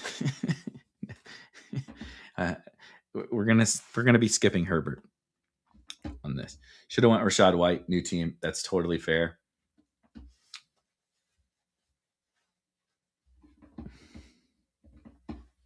give a kid. I do love that we turn this into full boomer session. I love it. There's nothing better than reliving the glory days, and there's nothing better than shaking your finger at the people younger than you, that just like you did to your parents. But it's so good. Yeah, remember being proud of how many rollover minutes I could save up. It's so good. I remember. I imagine everybody did this too. Like, how much money it costs to be on the internet on your cell phone, and you would do it for too long. This is the main event, right? Okay, yeah. I just want to make sure. Pretty good Rome price, but 40% of my Allen teams have Rome. So let's do Carnell Tate then. Gives me outs to Cam Ward later. Tebow will like that because nobody ever takes Cam Ward, and he likes him, he said in the chat.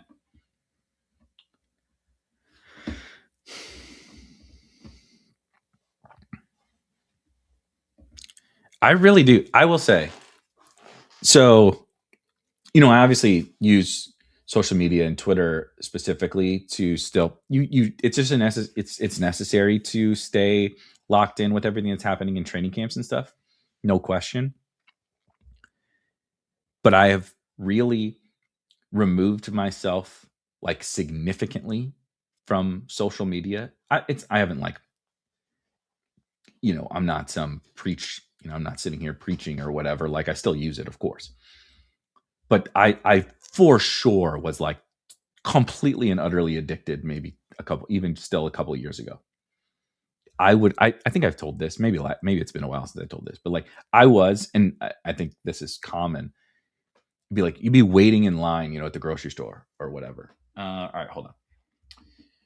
This is our prompt draft. We need new team. Chig. Oh my God. Chig, new team. Stacks with Daniels. Different position. I don't think he went to multiple schools though. Okay, now I can't take tight end. Hell yeah. That worked out nice.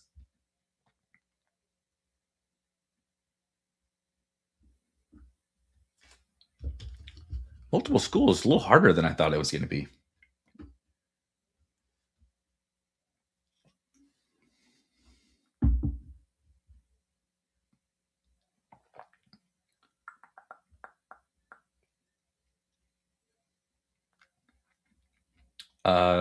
Trey Harris, multiple schools.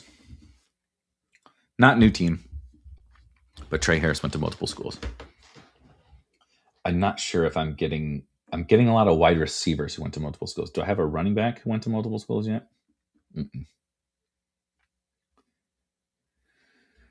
But anyway, I would, you go to the grocery store, you go to the bank, or you go or whatever, and you're standing in line, and you're like next in line. Like wait 30 seconds, and you'll be there, and it'd be like, well, I gotta pull up Twitter and scroll.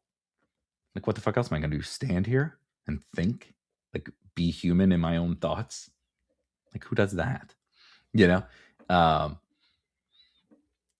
It was just like full blown addiction, and so I straight up had to like wean myself, off of all of these things. And every August when training camp and stuff hits, it definitely there's like some PTSD going on for sure. But oh, sure, Pollard's fine.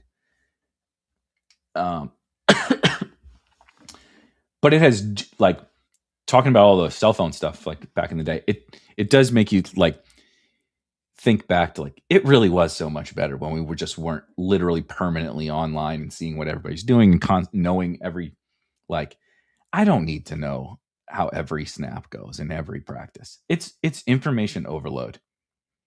It's absolutely information overload. And like, I don't need to post all of my thoughts, and I don't need to post engagement farming tweets.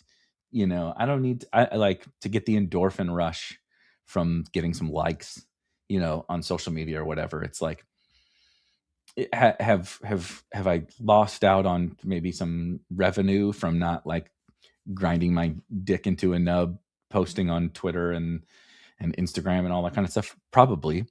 Do I feel happier like I did when I was 15 years old or whatever?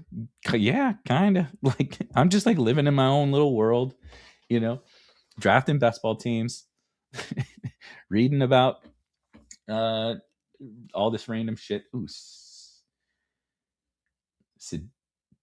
Sadiq works, but not multiple schools. We're just gonna rock with Sadiq. I know he's hurt. I know. I do have to keep reminding myself that I don't have to do these prompts on this main event team over here. Let's really set up the Cam stack and take Wandale. No, I want to put Cam in the queue. I know I've got to make sure I don't auto him, but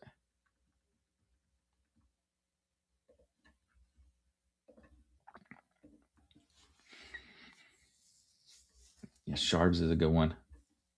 And he went, of course.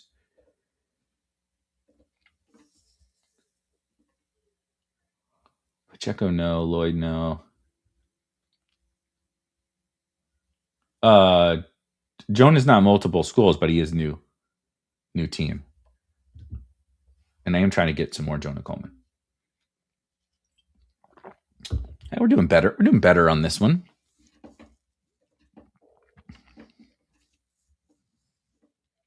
To be fair, my brain and I shouldn't really be left alone is very good. Trevor Noah. It's funny because I got this clip from social media, so I'm a raging hypocrite as I tell this story. But there's just a clip I saw on social media of Trevor Noah talking to somebody about like exactly what we're talking about, like pre-cell phone, pre-internet addiction for every human being on the planet, and all that kind of stuff. Was like no one knows how to wait anymore.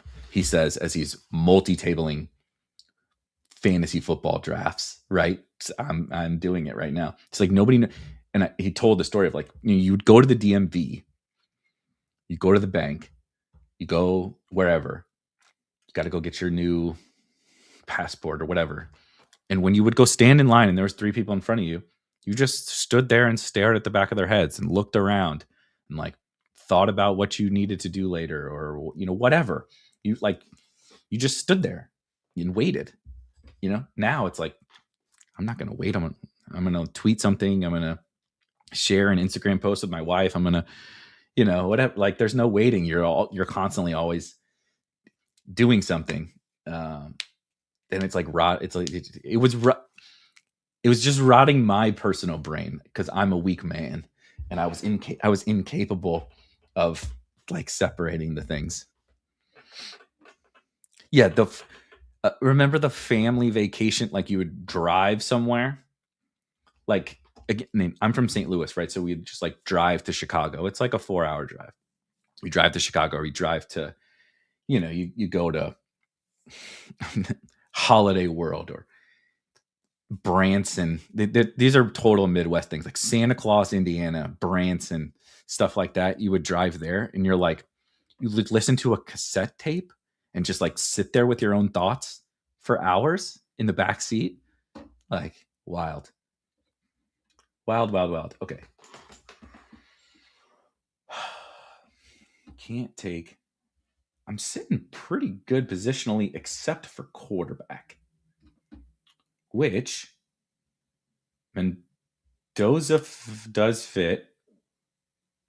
Mendoza also quarterback multiple schools, so we doubled up at multiple schools at quarterback. Allen, Dobbins. Let's wrap up Kincaid over here. Now, damn it, I knew I said no more bye week 7s, but that's fine. Oh shit. 14 seconds.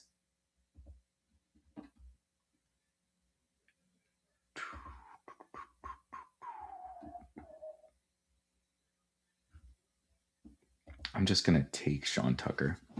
He did not go to multiple schools.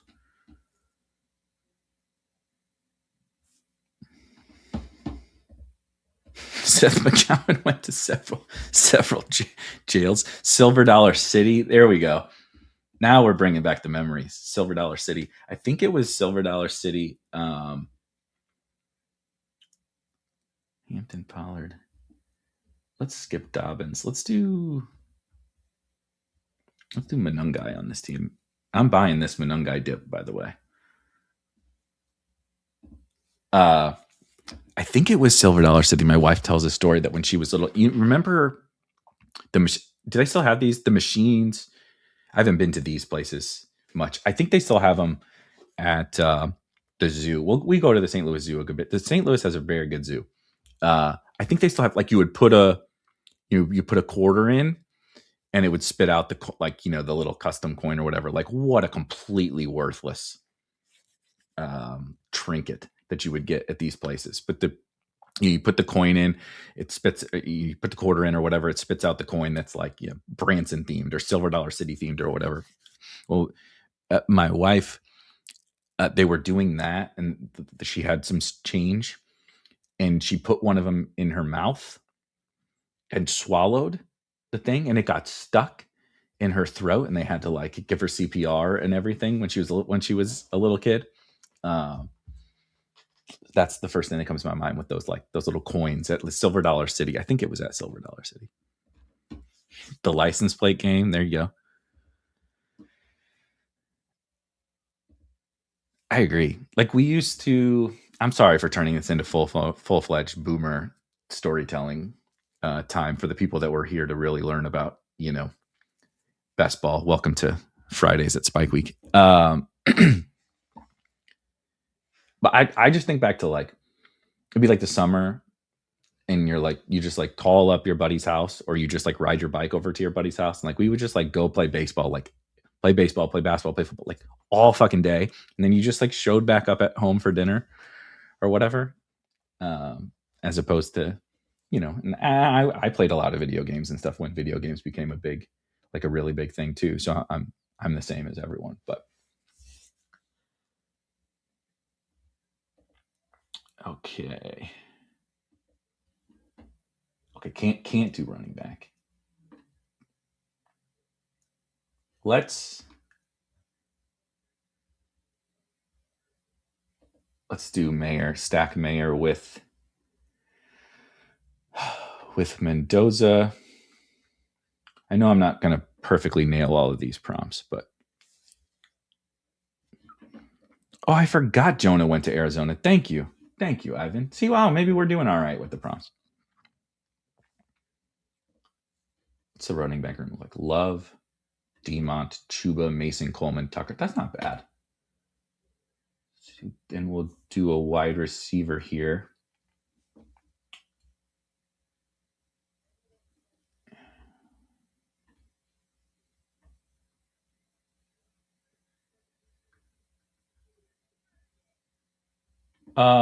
Elijah Surratt, multiple schools.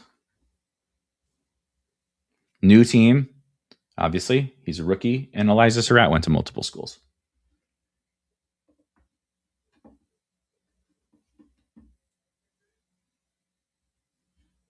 It is funny, actually, considering best ball for the first time in about an hour. Elijah Surratt immediately getting some buzz, like getting his own buzzy highlight clips on Twitter as soon as the Jacoby Lame hype train is like running away from us. It's pretty funny. God, week 7. God damn it. I literally was just thinking, don't draft Shakir. You have too many week 7 buys. And then I clicked fucking Keaton.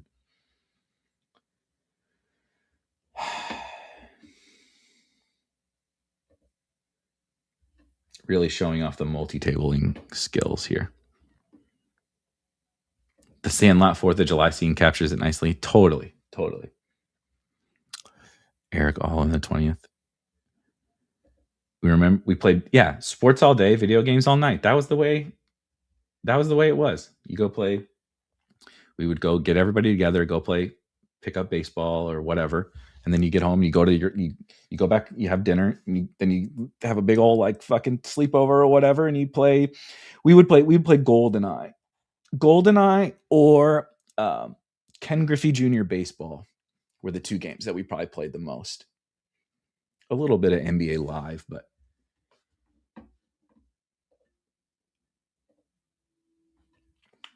oh, look at that. Perfectly timed for the Cam Ward stack there. Okay, this it's a little too week 7 heavy, but it's not bad. I just need a big Titans game in week 7.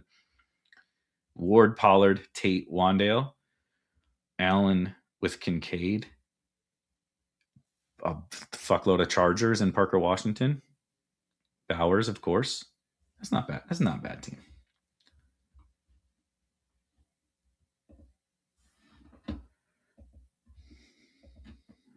Dude, never odd job. Oh, that was a good one. WCW, NWO. This is true. Carson Beck is technically draftable. Multiple schools, new team. That is true. That being said, it's going to be a running back for me here.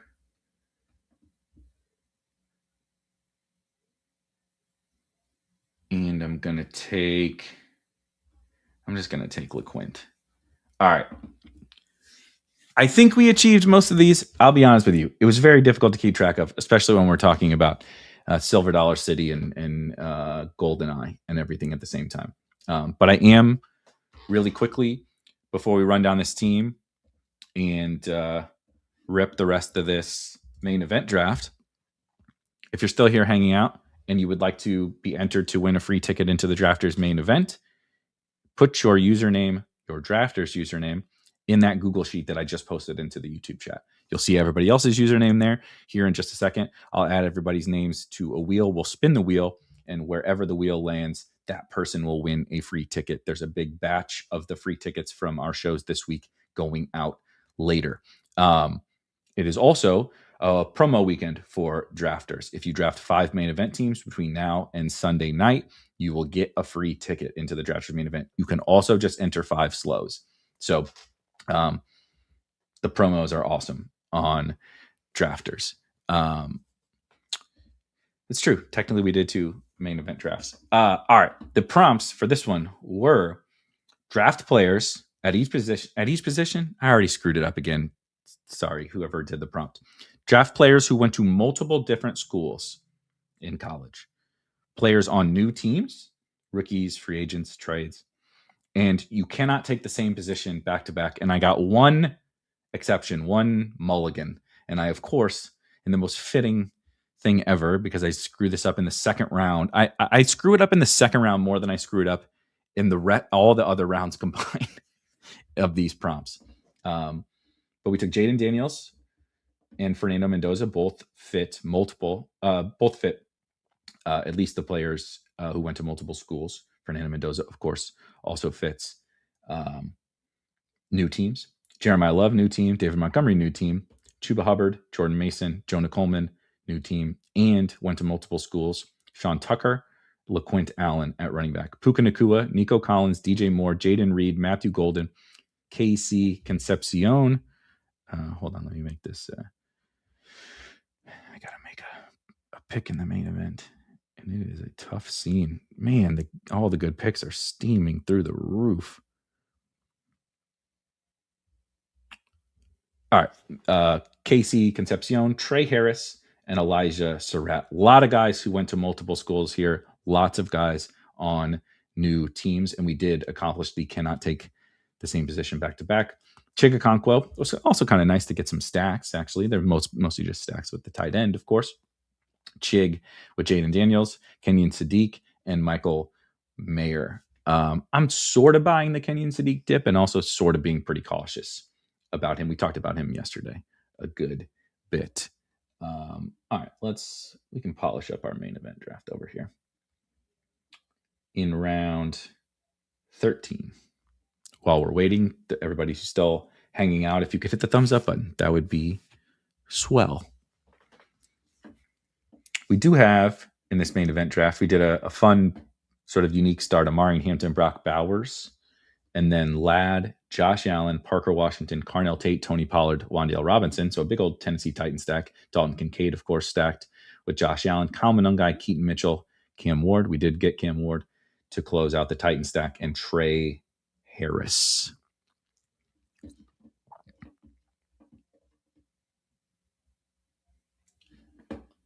We're good at tight end. So we're definitely good at quarterback. Running back plus wide receiver here, or running back or wide receiver here, I should say.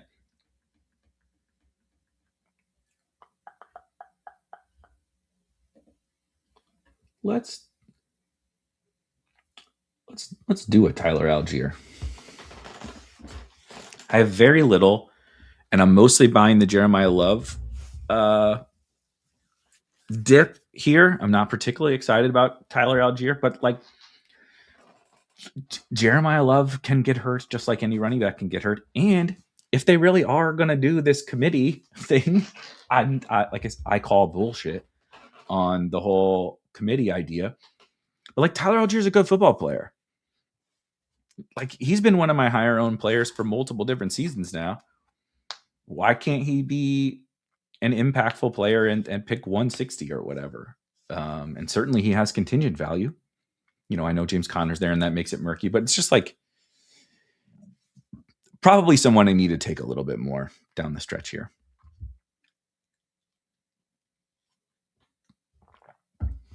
What is my Algier exposure? Let's see. Let's go to all.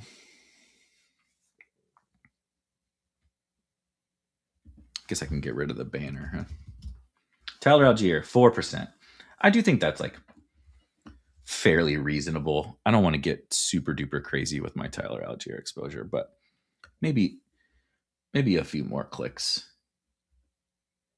would make sense. That's funny. Jared Wiley. Ivan is in his bag looking at the multiple schools. I love it.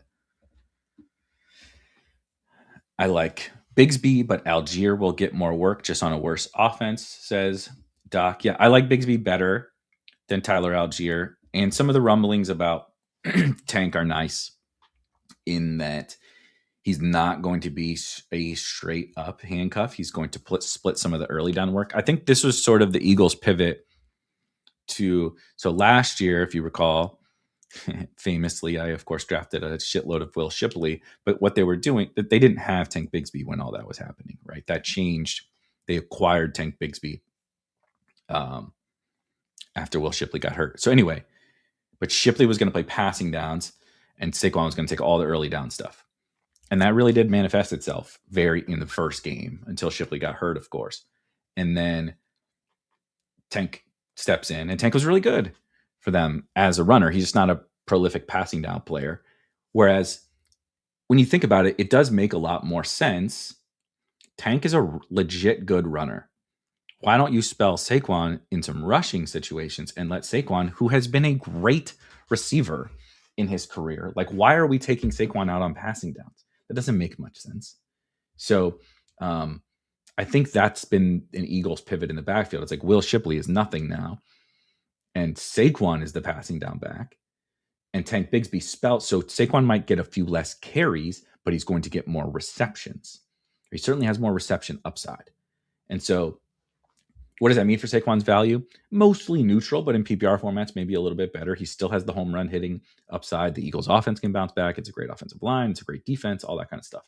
But I think it gives Tank some nice value. Like how many good games is Tank really going to have on like 8 carries a game? Probably not that many, but it does give Tank a little bit of juice standalone wise. And then I think it increases the PPR value for Saquon. I like this. This is a great comp. Doc says, I believe this split, Tank Saquon, will be Mannion's attempt to mimic some version of Blake Corum and Kyron Williams. I think that's very spot on. Let's do Marshawn Lloyd. So we have Hampton, Pollard, Monungai, Keaton, Algier, and Lloyd.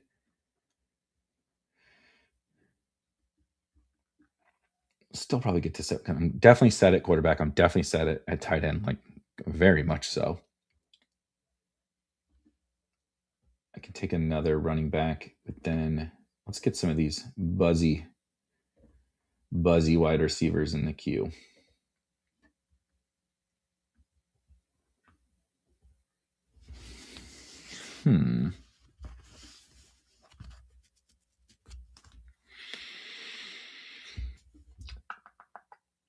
It's always really difficult for me to pass on Ray Davis when he comes back, but maybe this is not a Ray team.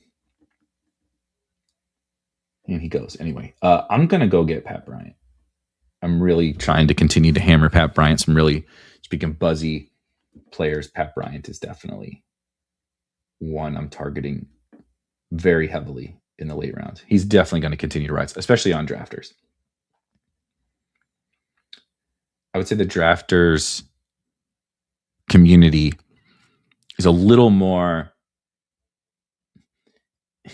into, I don't know what the right phrasing is. Some might even call it overreactionary, but certainly reactionary, trying to find that, like, when we get really positive news on guys, when we get role changes or speculative role changes and stuff like that, the folks on drafters will hammer those players. And Pat Bryant was already kind of a favorite late round wide receiver of many folks on here. And so I think he's going to shoot well up ahead of where he's been going all summer.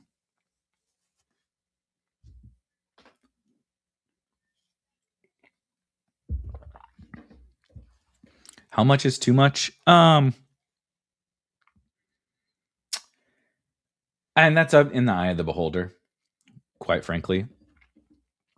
I don't want to have. There's a bunch of other good picks back here too, and he is going to. The thing with him in terms of like how much is too much is I'm not sure that there is a number at his ADP right now, but I don't think he's going to continue to. I don't think he's going to remain at his ADP. So like the market, like all of us realizing he's a really good click will then sort of eventually flatten out your exposure for you, right? When he goes from the early 200s to the 160s or something like that, which is probably what's about to happen, then you're just not going to end up taking him as much. So it's like you can go like you're like, oh, I had 15%, I hammered him, and now I have 22%. I'm just making shit up, right? I have 22%, but he rose 3 rounds, so then the 22% will slowly start coming back down too. That's how I tend to think about the late round guys. And if they don't rise, like if they're the best pick, they're the best pick. Like I don't try to worry too much. I'm constantly moving around sort of my target exposures, I guess is what I would say. Shriath, shout out. 60% Pat Bryant. He's just so cheap for the upside and roll. I'm with you. He was other than the Ravens guys, but the Ravens were like, I like all 4 of the Ravens guys. Obviously, I have my Tez month. I've had my Bateman week. I had my Jacoby Lane week. I've been kind of sprinkling Surratt. Not sprinkling. I've been definitely been taking him, but like I've been doing Surratt all the time.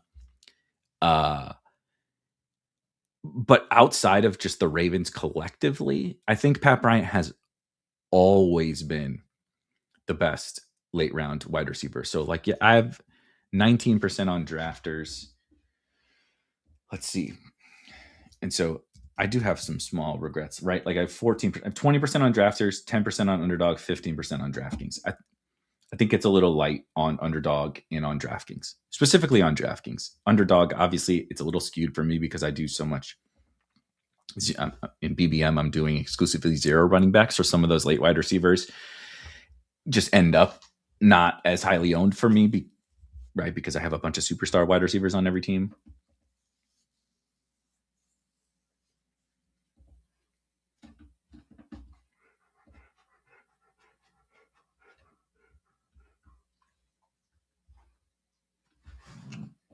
Tank goes. I just want to make sure there's not anybody else I really want here. We'll do Booty. Some solid Keyshawn Booty buzz. At this point, I am sort of wondering if the best outcome isn't a trade for him.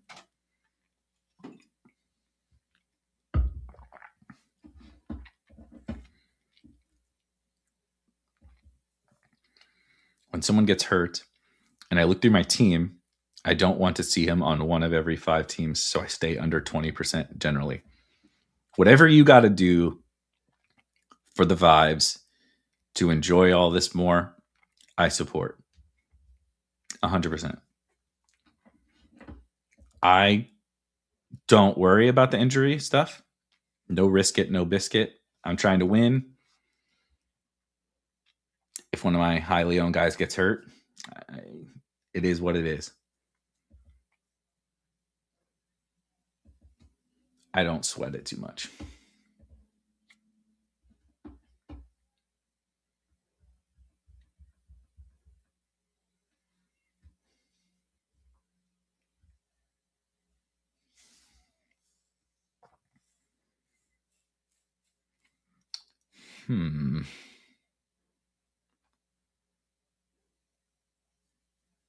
I would really like.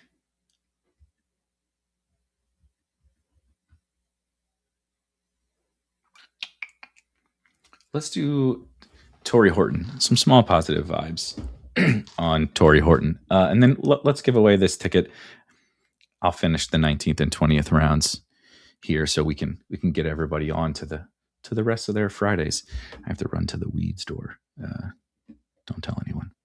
Shout out to, I will say, we're dogging on modern technology and everything. It's quite nice that in the morning I can put in an order to the dispensary and then drive over there and then it's ready. And I don't have to like do shady dealings with sketchy characters and get yelled at by my mother and grounded for some of these things. Anyway, I don't want to mix in weak rookie dart throws when there's a dude who had a strong rookie profile and then got real work on a playoff team with Super Bowl aspirations. Boom, bingo, nailed it. Couldn't possibly agree more. I'm fully in on Pat Bryant. As I said, I think right now I would probably classify him as the best late wide receiver until he rises, which of course he's on his way to rising. But I think there's still room for him to rise and be the best late wide receiver pick for sure. All right, let's get this wheel going.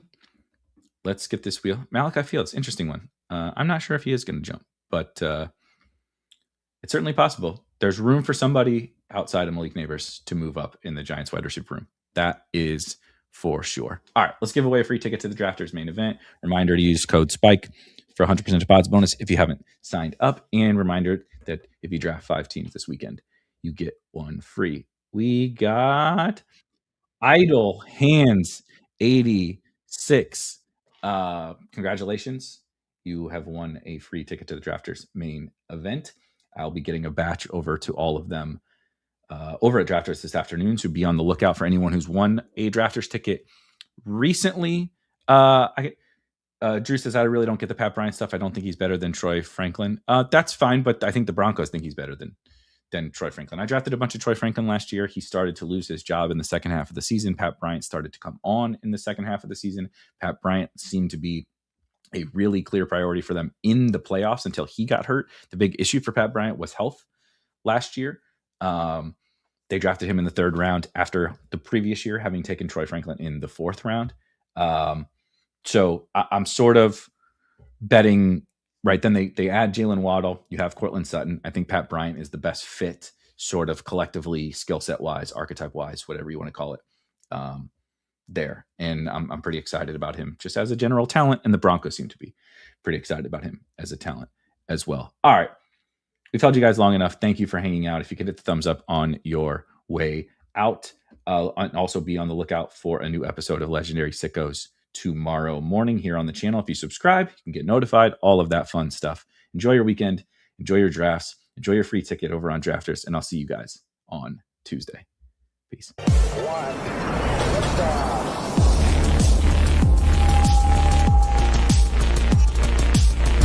Woo! Those were some spicy takes. Want to stay up to date with all of the other spicy takes we're going to have over here at Spike Week? Why don't you press that subscribe button below? You turn notifications on, we draft a team, boom, you know about it. We have another spicy take, boom, you know about it. You can be there. You can draft with us. You want to stay up to date? That's how you do it. All right, we'll catch you later next time here at Spike Week.